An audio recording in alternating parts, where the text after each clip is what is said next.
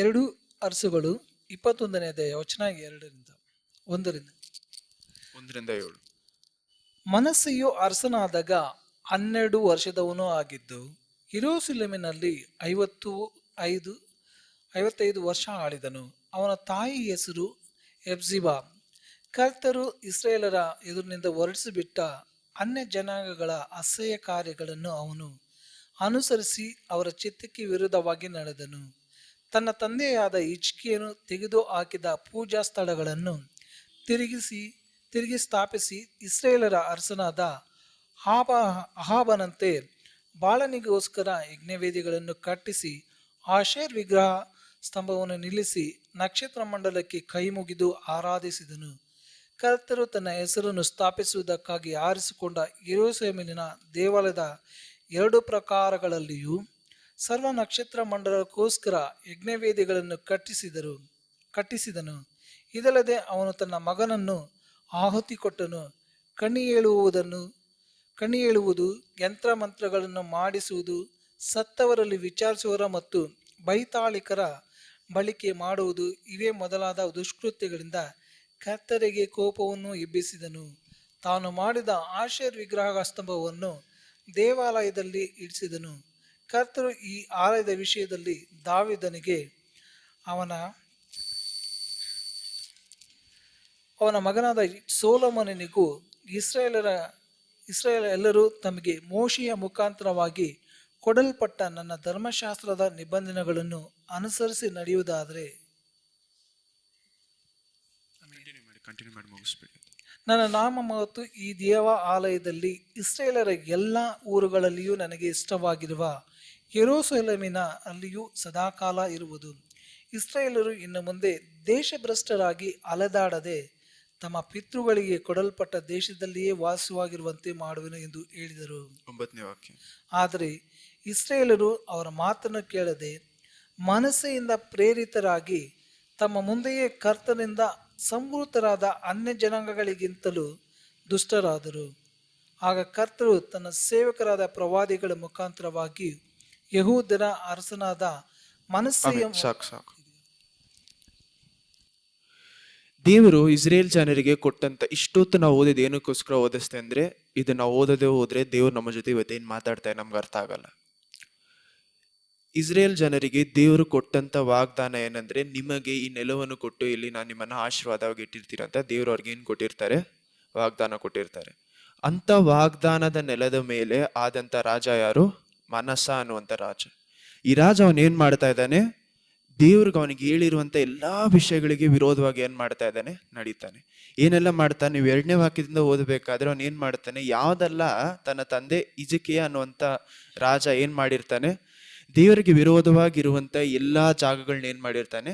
ನಿರ್ಮೂಲ ಮಾಡಿರ್ತಾನೆ. ಅದನ್ನ ಅವನ ಮಗ ಬಂದು ಏನ್ ಮಾಡ್ತಾ ಇದ್ದಾನೆ? ಅದೇ ಜಾಗದಲ್ಲಿ ತಿರುಗಿ ಸ್ಥಾಪನೆ ಮಾಡ್ತಾನೆ.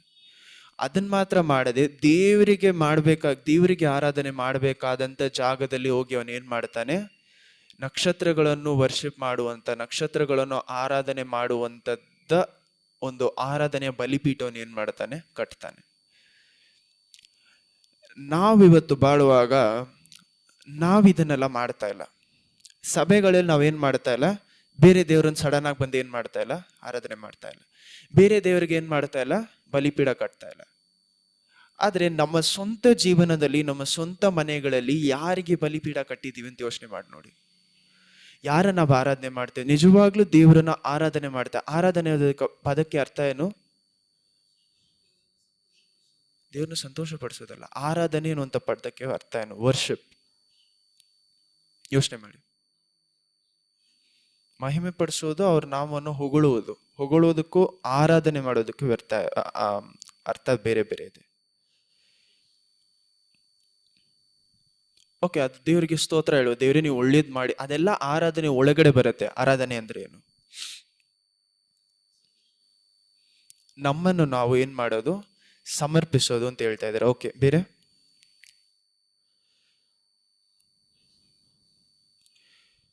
ಇದೆಲ್ಲದಕ್ಕಿಂತ ಆರಾಧನೆ ಅನ್ನೋದಕ್ಕೆ ಪದಕ್ಕೆ ಅರ್ಥ ಮರ್ಯಾದೆ. To show reverence to God. To show reverence ಅಂದ್ರೆ ಅವ್ರು ಎಷ್ಟು ದೊಡ್ಡವರು ಅಂತ ಅರ್ಥ ಮಾಡಿಕೊಂಡು ಮರ್ಯಾದೆ ಕೊಡ್ತೀವಲ್ಲ, ಮನಸ್ಸಿನಲ್ಲಿ ಒಂದು ಭಯದಿಂದ ಮರ್ಯಾದೆ ಕೊಡ್ತೀವಲ್ಲ, ದೇವರೇ ನಿಮಗೆಲ್ಲ ಗೊತ್ತಿದೆ, ನನ್ನ ಜೀವನದ ಮೇಲೆ ಏನ್ ಮಾಡ್ಬೋದು, ನೀವು ಆಳ್ವಿಕೆ ಮಾಡ್ಬೋದು ಅಂತ ನಾನು ಹೇಳ್ತೀನಲ್ಲ, ಅದು ದೇವರನ್ನು ಕಂಡು ನಾನು ಕೊಡುವಂತ ಮರ್ಯಾದೆ. ದೇವರಿಗೆ ಭಯಪಡೋದು ಅಂದ್ರೆ ದೇವರನ್ನು ಕಂಡು ಭಯಪಡೋದಲ್ಲ, ದೇವರು ಎಲ್ಲಿ ನನ್ನನ್ನು ಬಿಟ್ಟು ದೂರ ಹೋಗ್ತಾರೋ ಅಂತ. ನನಗೆ ಯಾಕೆ ಭಯ ಬರ್ತಾ ಇಲ್ಲ ನಮ್ಮ ಮನಸ್ಸುಗಳಲ್ಲಿ? ಯಾಕಂದ್ರೆ ದೇವರ ಪ್ರೀತಿ ನಮ್ಗೆ ಅರ್ಥ ಆಗ್ತಾ ಇಲ್ಲ. ಎಷ್ಟು ಒಳ್ಳೆಯ ದೇವರು, ಎಷ್ಟು ನಮ್ಮಂತ ಮನುಷ್ಯರ ಹತ್ರ ಏನಾಗಿರ್ಬಾರ್ದು, ಬರಬಾರ್ದಾಗಿತ್ತು. ಆದ್ರೆ ಅಂತ ಮನುಷ್ಯರ ಹತ್ರ ಬಂದು ಏನ್ ಮಾಡ್ತಾ ಇದ್ದಾರೆ, ವಾಸ ಮಾಡ್ತಾ ಇದ್ದಾರೆ ನಮ್ಮೊಳಗಡೆ. ಯಾಕಂದ್ರೆ ನಾವು ರಕ್ಷಣೆ ಹೊಂದ್ಕೊಂಡಿದ ತಕ್ಷಣ ನಮ್ಮ ಕೆಲಸಗಳು ಏನಾಗ್ತಾ ಇಲ್ಲ, ಒಳ್ಳೇದಾಗ್ತಾ ಇಲ್ಲ. ಎಷ್ಟು ಜನರು ನಿಜವಾಗ್ಲೂ ಹೇಳ್ಬೋದು, ಮನಸ್ಸಿಂದ ಸಂಪೂರ್ಣವಾಗಿ ನಾನು ದೇವರು ಹೇಳುವಂತ ಪ್ರತಿಯೊಂದು ವಿಷಯವನ್ನು ಸಂಪೂರ್ಣವಾಗಿ ಮಾಡಿ ಮುಗಿಸಿದ್ದೀನಿ ಅಂತ, ಅಥವಾ ನಾನು ಕಂಪ್ಲೀಟ್ ಆಗಿ ಪರಿಶುದ್ಧವಾಗಿ ನನ್ನ ದಾರಿಯಲ್ಲಿ ನಡೀತಾ ಇದ್ದೀನಿ, ನನ್ನಲ್ಲಿ ಒಂದು ತಪ್ಪು ಇಲ್ಲ ಅಂತ ಎಷ್ಟು ಜನ ನಿಜವಾಗ್ಲೂ ಮನಸ್ಸಿನಿಂದ ಹೇಳ್ಬೋದು. ನನ್ನ ದಾರಿಯಲ್ಲಿ ಒಂದು ತಪ್ಪು ಇಲ್ಲ ಅಂತ ಎಷ್ಟು ಜನ ಮನಸ್ಸಿನಿಂದ ಹೇಳ್ಬೋದು. ದೇವರ ವಾಕ್ಯದಲ್ಲಿ ಏನ್ ಹೇಳ್ತಾ ಇದ್ದಾರೆ, ಇವನೇನ್ ಮಾಡ್ದ, ಮಾನಸ ಅನ್ನುವಂತ ರಾಜ ಬೇರೆ ದೇವರುಗಳಿಗೆ ಏನ್ ಮಾಡ್ತಾ ಇದ್ದಾನೆ, ಬಲಿಪೀಠ ಕಟ್ಟಿ ಅಲ್ಲಿ ಆರಾಧನೆ ಮಾಡ್ತಾ ಇದ್ದಾನೆ. ಅವ್ರಿಗೇನ್ ತೋರಿಸ್ತಾ ಇದ್ದಾನೆ, ಆ ದೇವರುಗಳಿಗೆ ಅವ್ನು ಮರ್ಯಾದೆ ತೋರಿಸ್ತಾ ಇದ್ದಾನೆ. ನಿಮ್ಮ ಜೀವನದಲ್ಲಿ ನೀವು ಯಾರಿಗೆ ಮರ್ಯಾದೆ ತೋರಿಸ್ತಾ ಇದ್ದೀರಾ? ನಿಮ್ಮ ಮರ್ಯಾದೆ ಎಲ್ಲಿ ಗೊತ್ತಾಗತ್ತೆ ಗೊತ್ತಾ? ನಾವೆಲ್ಲರೂ ನಿಮ್ಮ ಮನೆಯಲ್ಲಿ ಬಂದು ನಾವೇನ್ ಮಾಡೋಕ್ಕಾಗಲ್ಲ, ನೋಡ್ತಾ ಇಲ್ಲ. ನಿಮ್ಮ ಮರ್ಯಾದೆ ದೇವರು ಅನುದಿನದಲ್ಲಿ ದೇವರನ್ನು ಎಲ್ಲಿಟ್ಟಿದ್ದೀರಾ ನೋಡಿ, ಅದು ನಿಮ್ಮ ದೇವ್ರು ಕೊಡ್ತಾ ಇರುವಂತ ಮರ್ಯಾದೆ. ದೇವರು ಬೇರೆ ನಿಮ್ಮ ಬೈಬಲ್ ಇಟ್ಟಿರುವಂತ ಬುಕ್ ಸ್ಟ್ಯಾಂಡ್ ಮೇಲೆ ಇದ್ದಾರಾ ಅಥವಾ ನಿಮ್ಮ ಮನಸ್ಸಿನಲ್ಲಿ ಬಾಳ್ತಾ ಇದ್ದಾರಾ, ಅಲ್ಲಿ ಗೊತ್ತಾಗತ್ತೆ ನಿಮ್ಮ ಮರ್ಯಾದೆ. ನಾನು ದೇವ್ರಿಗೆ ಮರ್ಯಾದೆ ಕೊಡ್ತಾ ಇದ್ದೀನಾ ಇಲ್ವಾ ಅಂತ. ನನ್ನ ಸಭೆಗೆ ಬರ್ತೀವಲ್ಲ, ಯಾವ ರೀತಿ ನೀವು ಯಾವ ಸಮಯಕ್ಕೆ ಬರ್ತೀರಾ ಅನ್ನೋ ದೊಡ್ಡ ವಿಷಯ ಅಲ್ಲ, ಯಾವ ರೀತಿ ಸಭೆಗೆ ಬರ್ತಾ ಇದ್ದೀರಾ. ಭಯ ಪಟ್ಕೊಂಡು ಸಭೆಗೆ ಬರ್ತಾ ಇದೀವ, ಏನಕ್ಕೋಸ್ಕರ ಸಭೆಗೆ ಹೋಗ್ತಾ ಇದ್ದೀವಿ ಅಂತ ಅರ್ಥ ಮಾಡ್ಕೊಳ್ದೆ ಬರ್ತಾ ಇದೀವ. ನೀವು 10 ಗಂಟೆಗೆ ಬರ್ತಿರೋ, 11 ಗಂಟೆಗೆ ಬರ್ತಿರೋ, ಸಭೆ ಮುಗಿಯುವಾಗ ಬರ್ತಿರೋ, ಮನಸ್ಸು ಎಲ್ಲಿದೆ? ನಾವು ಮನಸ್ಸು ದೇವ್ರ ಮೇಲೆ ಇರುವಾಗ ನಾವು ದೇವ್ರಿಗೋಸ್ಕರ ಏನ್ ಮಾಡಿರ್ತೀವಿ, ಕಾದಿರ್ತೀವಿ, ದೇವರೇ ನಿಮ್ಮ ಸಮೂಹಕ್ಕೆ ನಾನು ಯಾವಾಗ ಬರ್ಬೋದು ಅಂತ. ಯಾಕಂದ್ರೆ ದೇವರು ಇವತ್ತು ನಾನು ದೇವ್ರ ಹತ್ರ ಕೂತ್ಕೊಂಡು ಮಾತಾಡ್ಬೇಕಾದ್ರೆ, ದೇವ್ರ ಜೊತೆ ನಾವು ದೇವ್ರ ಧ್ಯಾನ ಮಾಡ್ಬೇಕಾದ್ರೆ ವಾರ್ತೆ ಅಷ್ಟು ವಾಗ್ದಾನದ ವಾರ್ತೆಗಳು ಇಟ್ಕೊಂಡಿದ್ರು. ಯಾಕಂದ್ರೆ ಇದೇನಾಗಿದೆ, ಕೊನೆ ತಿಂಗಳಾಗಿರೋದ್ರಿಂದ ದೇವ್ರು ಏನ್ ಮಾಡ್ಬೇಕು ಅಂತ ಆಸೆ ಪಡ್ತಾ ಇದ್ದಾರೆ, ನಮ್ಮ ಜೀವನದಲ್ಲಿ ಅವರ ಒಂದು ವಾಗ್ದಾನವನ್ನು ಕೊಟ್ಟು ನಮ್ಮನ್ನ ನೆಕ್ಸ್ಟ್ ಇಯರ್ ಅಲ್ಲಿ ಏನ್ ಮಾಡ್ಬೇಕು, ದೊಡ್ಡ ವಿಷಯಗಳು ಮಾಡ್ಬೇಕು ಅಂತ ಆಸೆ ಪಡ್ತಾರೆ. ಆದರೆ ನಮ್ಮ ನಡವಳಿಕೆ ಸರಿ ಇಲ್ಲದೆ ಇರುವಾಗ, ನಮ್ಮ ಬಲಿಪೀಠ ಬೇರೆ ಜಾಗದಲ್ಲಿ ಕಟ್ಟಿರುವಾಗ, ದೇವರ ಹತ್ರ ಅಂದ ನಾನು ಯಾವ ರೀತಿ ವಾಗ್ದಾನವನ್ನು ಎದುರು ನೋಡ್ಬೋದು. ನಾನು ಇದನ್ನ ಪ್ರೀಚ್ ಮಾಡ್ಬೇಕು ಅಂತ ಬಂದಿಲ್ಲ, ನಾನು ದೇವ್ರ ಹತ್ರ ಕೇಳಿಟ್ಟಿದ್ದ ವಾಕ್ಯವೇ ಬೇರೆ. ಆದ್ರೆ ನಾವು ದೇವರಿಗೆ ಮರ್ಯಾದೆ ಕೊಡದೇ ಇರುವಾಗ, ನಾನು ಎಷ್ಟೇ ವಾಗ್ದಾನವನ್ನು ಕೊಟ್ಟರು ವಾಗ್ದಾನವನ್ನು ಪಡೆದುಕೊಂಡು ಕೊಟ್ಟಂತ ದೇವರನ್ನು ಮರ್ತು ಹೋಗ್ತೀವಿ. ಹಲ್ಲೆಲೂಯಾ. ಕೊಟ್ಟಂತ ದೇವರನ್ನು ಮರೆಯುವಂತ ವಾಗ್ದಾನ ನಮ್ಮ ಜೀವನದಲ್ಲಿ ಬೇಡ. ನೀವು ದೇವ್ರ ಹತ್ರ ಅಂದ ಕೇಳಿ ಕೇಳಿ ಕೇಳಿ ಎಷ್ಟೋ ವಿಷಯಗಳು ಪಡ್ಕೊಬಹುದು, ದೇವರನ್ನು ಪಡ್ಕೊಳಕ್ಕಾಗಲ್ಲ. ಜೇಮ್ಸ್ 3ನೇ ಅಧ್ಯಾಯ, ಯಾಕೋಬನು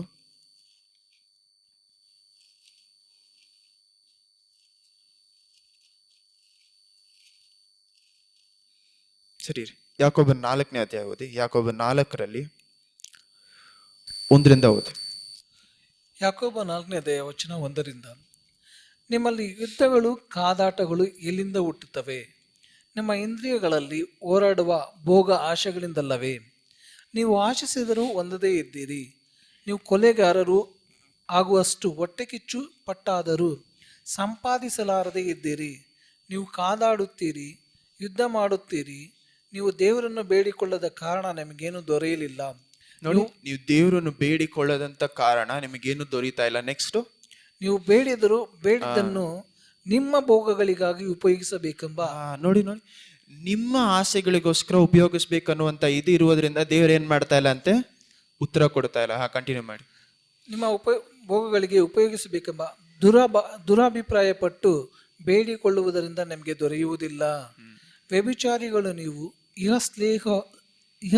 ಲೋಕ ಸ್ನೇಹವು ದೇವ ವೈರವೆಂದು ನಿಮಗೆ ತಿಳಿಯದು. ನೋಡಿ, ಈ ಲೋಕದ ಮೇಲೆ ಇರುವಂತ ಆಸೆ ದೇವರಿಗೆ ವಿರೋಧವಾಗಿ ಏನಂತೆ, ವೈರಿ. ಈ ಲೋಕದ ಮೇಲೆ ನಾವು ಆಸೆ ಪಡುವುದು, ನಾವು ಲೋಕದ ವಿಷಯ, ನಮಗೆ ಲೋಕದಲ್ಲಿ ಇರುವಂತ ವಿಷಯಗಳು ಬೇಡ ಅಂತ ದೇವ್ರಿಗೆ ಹೇಳಿಲ್ಲ. ನಾವ್ ಯಾರನ್ನು ಪರಲೋಕದಲ್ಲಿ ಬಾಳ್ತಾ ಇಲ್ಲ. ನಾವ್ ಯಾರನ್ನು ಏನ್ ಬಾಳ್ತಾ ಇಲ್ಲ, ಪರಲೋಕದಲ್ಲಿ ಬಾಳ್ತಾ ಇಲ್ಲ. ಎಲ್ಲರೂ ಎಲ್ಲೋ ಆಗ್ತಾ ಇದೀವಿ, ಭೂಲೋಕದಲ್ಲೇ ಬಾಳ್ತಾ ಇದೀವಿ. ನಾವು ಭೂಲೋಕದಲ್ಲಿ ಇರ್ಬೋದು, ಲೋಕ ನಮ್ಮಲ್ಲಿ ಇರಬಾರ್ದು. ಎರಡಕ್ಕೂ ವ್ಯತ್ಯಾಸ ಇದೆ. ನಾನು ಲೋಕದಲ್ಲಿ ಬಾಳುವುದಕ್ಕೂ ಲೋಕ ನನ್ನೊಳಗಡೆ ಇರುವುದಕ್ಕೂ ವ್ಯತ್ಯಾಸ ಇದೆ. ದೇವ್ರು ನಮ್ಮನ್ನ ಲೋಕದಲ್ಲಿ ಹೋಗಿ ಏನಂತ ಹೇಳ್ತಾ ಇದ್ದಾರೆ, ನೀವು ಬೇರೆಯವ್ರಿಗೆ ಬೆಳಕಾಗಿರಿ ಅಂತ. ಆದ್ರೆ ಅದೇ ಲೋಕ ನನ್ನಲ್ಲಿ ಇರುವಾಗ ನಾನೇನಾಗ್ತಾ ಇದ್ದೀನಿ, ನನ್ನೊಳಗಡೆ ಇರುವಂತ ಬೆಳಕು ಏನಾಗಿ ಮಾರ್ಪಡ್ತಾ ಇದೆ, ಕತ್ತಲೆಯಾಗಿ ಮಾರ್ಪಡ್ತಾ ಇದೆ. ದೇವ್ರ ವಾಕ್ಯದಲ್ಲಿ ಏನ್ ಹೇಳ್ತಾರೆ, ನೀವು ದೇವ್ರ ಹತ್ರ ಕೇಳಿನೂ ಪಡ್ಕೊಳ್ದೇ ಇರೋದಕ್ಕೆ ಕಾರಣ ನಿಮ್ಮಲ್ಲಿ ಇರುವಂತ ಲೋಕದ ಆಸೆಗಳು. ಲೋಕದ ಮೇಲೆ ಆಸೆ ಪಡುವವನು ದೇವ್ರ ಹತ್ರದಿಂದ ಏನ್ ಮಾಡೋಕ್ಕಾಗಲ್ಲ, ಏನನ್ನು ಪಡೆದುಕೊಳ್ಳೋದಾಗಲ್ಲ. ದೇವರಿಗೆ ಜೊತೆ ಏನಾಗ್ತಾ ಇದೀವಂತೆ, ವೈರಿಗಳಾಗಿದ್ದೀವಿ ಅಂತ ಇದ್ದಾರೆ. ನಾವು ಲೋಕದಲ್ಲಿ ಇರುವುದಕ್ಕೂ ಲೋಕ ನನ್ನಲ್ಲಿ ಇರುವುದಕ್ಕೂ ವ್ಯತ್ಯಾಸ ಇದೆ.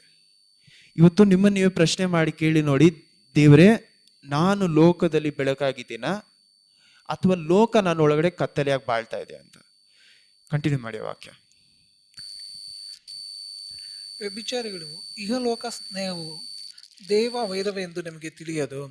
ಲೋಕಕ್ಕೆ ಸ್ನೇಹಿತನಾಗಿ ಇರಬೇಕೆಂದಿರುವವನು ತನ್ನನ್ನು ದೇವರಿಗೆ ವಿರೋಧಿಯನ್ನಾಗಿ ಮಾಡಿಕೊಳ್ಳುತ್ತಾನೆ. ದೇವರು ನಮ್ಮಲ್ಲಿ ಇರಿಸಿರುವ ಪವಿತ್ರಾತ್ಮನು ಅಭಿಮಾನ ತಾಪದಿಂದ ನಮಗೋಸ್ಕರ ಹಂಬಲಿಸುತ್ತಾರೆ ಎಂಬ ಶಾಸ್ತ್ರೋಕ್ತಿ ಬರೀ ಮಾತೆಂದು ಭಾವಿಸುತ್ತಿರೋ ಅವರು ನಮ್ಮ ಮೇಲೆ ಅತಿಶಯವಾದ ಕೃಪೆಯನ್ನು ಇಡುತ್ತಾರೆ. ಆದುದರಿಂದ ದೇವರು ಅಹಂಕಾರಿಗಳನ್ನು ಎದುರಿಸುತ್ತಾರೆ. ದೇವರು ಅಹಂಕಾರಿಗಳನ್ನು ಎದುರಿಸುತ್ತಾರೆ. ದೀನರಿಗಾದರೂ ಯಾರು ಮನಸ್ಸಾಂತರ ಪಟ್ಟು ಹಂಬಲಾಗಿರ್ತಾರೋ ಅವರಿಗೆ ಕೃಪೆಯನ್ನು ಅನುಗ್ರಹಿಸುತ್ತಾರೆ ಎಂದು ಶಾಸ್ತ್ರವು ಹೇಳುತ್ತದೆ. ಹೀಗಿರಲಾಗಿ ದೇವರಿಗೆ ಒಳಗಾಗಿರಿ, ಸೈತಾನನನ್ನು ಎದುರಿಸಿರಿ, ಅವನು ನಿಮ್ಮನ್ನು ಬಿಟ್ಟು ಓಡಿ ಹೋಗುವನು. ದೇವರ ವಾಕ್ಯ 8ನೇ ವಾಕ್ಯ. ದೇವರ ಸಮೀಪಕ್ಕೆ ಬನ್ನಿರಿ, ನೀವು ದೇವರ ಸಮೀಪಕ್ಕೆ ಬನ್ನಿರಿ. ಆಗ ಮೊದಲು ಏನ್ ಹೇಳ್ತಾ ಇದ್ರೆ, ನೀವು ದೇವರ ಸಮೀಪಕ್ಕೆ ಬನ್ನಿರಿ, ಆಗ ಅವರು ನಿಮ್ಮ ಸಮೀಪಕ್ಕೆ ಬರುವರು, ನಿಮ್ಮ ಸಮ್ಮುಖಕ್ಕೆ ಬರುವರು. ಪಾಪಿಗಳೇ ನಿಮ್ಮ ಕೈಗಳನ್ನು ಶುಚಿ ಮಾಡಿ ಕೈಗಳನ್ನು ತೊಳೆದುಕೊಳ್ಳ್ರಿ, ಕ್ಲೀನ್ ಮಾಡ್ಕೊಳ್ರಿ. ಎರಡು ಮನಸ್ಸು ಉಳ್ಳವರೇ ನಿಮ್ಮ ಹೃದಯಗಳನ್ನು ನಿರ್ಮಲ ಮಾಡಿಕೊಳ್ಳಿರಿ, ದುಃಖಿಸಿರಿ. ಸಾಕು. ಸರಿ ಆಯ್ತು, ಓದ್ಬಿಡಿ 10ನೇ ವಾಕ್ಯನ ಓದ್ಬಿಡಿ. ದುಃಖಿಸಿರಿ, ಗೋಳಾಡಿರಿ, ಕಣ್ಣೀರು ಇಡಿರಿ, ನಗುವುದನ್ನು ಬಿಟ್ಟು ಗೋಳಾಡಿರಿ, ಸಂತೋಷವನ್ನು ಬಿಟ್ಟು ಮನಗುಂದಿದವರು ಆಗಿರಿ. ಕರ್ತರ ಮುಂದೆ ನಿಮ್ಮನ್ನು ತಗ್ಗಿಸಿಕೊಳ್ಳಿರಿ, ಆಗ ಅವರು ನಿಮ್ಮನ್ನು ಮೇಲಕ್ಕೆ ತರುವರು. ಆಮೆನ್. ಈ ವಾಕ್ಯದೆಲ್ಲ ಓದಬೇಕಾದ್ರೆ ಜೇಮ್ಸ್ 4ನೇ ಅಧ್ಯಾಯದಲ್ಲಿ ಫಸ್ಟ್ ಏನ್ ಹೇಳ್ತಾ ಇದ್ದಾರೆ, ನಿಮಗೆ ಲೋಕದ ವಿಷಯಗಳ ಮೇಲೆ ಆಸೆ ಇರುವಂತ ಕಾರಣದಿಂದ ದೇವ್ರು ಏನ್ ಮಾಡ್ತಾ ಇಲ್ಲ ಅಂತೆ, ನಿಮಗೆ ಬೇಕಾದಂತ ವಿಷಯಗಳು ನಿಮಗೆ ಸಿಗ್ತಾ ಇಲ್ಲ. ಬೇಕಾದ ವಿಷಯಗಳಲ್ಲಿ ಜಾಸ್ತಿ ವಿಷಯಗಳಿದೆ. ನೀವು ಬರೀ ಐಶ್ವರ್ಯವಂತವನ್ ಮಾತ್ರ ಅಲ್ಲ, ಬರೀ ದೇವ್ರ ಹತ್ರ ಅಂತ ಏನ್ ಹೇಳ್ತೀರಾ, ಕೆಲಸ ಪಡ್ಕೊಳ್ಳೋದಲ್ಲ, ಏನೇನೋ ವಿಷಯಗಳಿರತ್ತಲ್ಲ, ಅಥವಾ ದೇವ್ರ ಹತ್ರ ಸ್ವಸ್ಥ ಪಡೆದುಕೊಳ್ಳುವುದು, ಎಲ್ಲವನ್ನೂ ಸಹ ನಾವು ದೇವರಿಗೋಸ್ಕರ ಮಾಡ್ತಾ ಇದೀವ ಅಥವಾ ನಾನ್ ಚೆನ್ನಾಗಿರ್ಬೇಕು ಅಂತ ಪಾಡ್ತಾ ಇದೀವ? ನಾವು ದೇವರಿಗೋಸ್ಕರ ಮಾಡುವುದಂದ್ರೆ ನಮ್ಮ ಮನಸ್ಸಿನಲ್ಲಿ ಒಂದು ಸ್ಟ್ರಾಂಗ್ ಡಿಸೈರ್ ಅಂತಾರೆ. ಸ್ಟ್ರಾಂಗ್ ಡಿಸೈರ್ ಅಂದ್ರೆ ತುಂಬಾ ಬಲವಾದ ಒಂದು ಆಸೆ, ನಾನು ದೇವರಿಗೋಸ್ಕರ ಈ ವಿಷಯವನ್ನು ಮಾಡಬೇಕು ಅಂತ. ನಮ್ಮ ಜೀವನದಲ್ಲಿ ದೇವರು ಕೊಡುವಂತ ಅನೇಕ ವಿಷಯಗಳು ಏನಕ್ಕೋಸ್ಕರ ಇರಬೇಕು, ನನ್ನ ವಾಗ್ದಾನಗಳು ಏನಕ್ಕೋಸ್ಕರ ನಾನು ಪಡೆದುಕೊಳ್ಬೇಕು, ದೇವರಿಗೋಸ್ಕರ ಏನಾದ್ರೂ ಮಾಡಬೇಕು ಅಂತ. ನಾನು ಪಡೆದುಕೊಳ್ಳುವಂತ ಎಲ್ಲಾ ವಿಷಯವು ದೇವರ ಜೊತೆ ದೇವರಿಗೋಸ್ಕರ ನಾನು ಪಡೆದುಕೊಳ್ಳುವಾಗ ಅದರಲ್ಲಿ ಏನಿರತ್ತೆ, ಸಮಾಧಾನ ಇರತ್ತೆ. ನನಗೋಸ್ಕರ ನಾನು ಪಡೆದುಕೊಳ್ಳುವಾಗ ಏನಾಗತ್ತೆ, ನಾನು ಇಷ್ಟೇ ಪಡೆದುಕೊಂಡ್ರೆ ಏನಾಗಲ್ಲ, ಸಮಾಧಾನ ಇರಲ್ಲ. ಇದನ್ನ ನೀವೆಲ್ಲಿ ನೋಡ್ಬೋದು, ಅಲ್ಲಿ ಏನ್ ಹೇಳ್ತಾ ಇದ್ದಾರೆ, ನೀವು ಕೀರ್ತನೆಗಳು 24ರಲ್ಲಿ 3ನೇ ವಾಕ್ಯ ಏನ್ ಹೇಳುತ್ತೆ ಗೊತ್ತಾ, ಯಾರು ದೇವರ ಮಲೆಯನ್ನು ಏರ್ಬೋದು, ಯಾರು ದೇವರ ಹತ್ರ ಹೋಗಿ ಮಾತಾಡ್ಬೋದು ಅಂದ್ರೆ ಶುದ್ಧವಾದ ಮನಸ್ಸಿರುವವ್ರು ಮಾತ್ರ ಏನ್ ಮಾಡ್ಬೋದಂತೆ, ದೇವರಲ್ಲೂ ಹೋಗುವ. ಅದು ವಾಕ್ಯವನ್ನು ಓದಿ 24ರಲ್ಲಿ 3-4. ಕೀರ್ತನೆಗಳು Psalms 24 ಕೀರ್ತನೆಗಳು 24:3-4. ಕೀರ್ತನೆಗಳು 24:3. ಕರ್ತರ ಪರ್ವತವನ್ನು ಹತ್ತತಕ್ಕವರು ಯಾರು? ಅವರ ಪವಿತ್ರ ಸ್ಥಾನದಲ್ಲಿ ನಿಲ್ಲುವುದಕ್ಕೆ ಎಂತವನು ಯೋಗ್ಯನು? ಯಾವನು ಅಯೋಗ್ಯ ಕಾರ್ಯಗಳಲ್ಲಿ ಅಯೋಗ್ಯ ಕಾರ್ಯಗಳಲ್ಲಿ ಮನಸ್ಸಿಡದೆ, ಮೋಸ ಪ್ರಮಾಣ ಮಾಡದೆ ಶುದ್ಧ ಹಸ್ತು. ಇದನ್ನೇ ಯಾರು ಇನ್ನೊಂದ್ ಕಡೆ ಹೇಳ್ತಾ ಇದ್ದಾರೆ, ಯಾಕೋಬನಲ್ಲಿ ಜೇಮ್ಸ್ ಬರೀತಾ ಇದ್ದಾರೆ. ಏನಂತ ಬರೀತಾ ಇದ್ದಾರೆ, ಯಾರು ತನ್ನ ಕೈಗಳನ್ನು ಶುದ್ಧಿಪಡಿಸಿಕೊಂಡು ತನ್ನಂತಾನು ಹಂಬಲ್ ಅಂದ್ರೆ ತನ್ನಂತಾನು ಏನ್ ಮಾಡ್ತಾ ಇದ್ದಾನೆ, ತಗ್ಗಿಸಿಕೊಳ್ಳುತ್ತಾನೋ ಅವರ ಬಳಿಗೆ ಏನಾಗತ್ತಂತೆ, ದೇವ್ರ ಹತ್ರ ಬರ್ತಾರಂತೆ. ನಾವೆಷ್ಟೋ ಜನ ಎಲ್ಲಿ ತಪ್ಪು ಮಾಡ್ತೇವೆ ಗೊತ್ತಾ? ಲೂಕ 11ನೇ ಅಧ್ಯಾಯ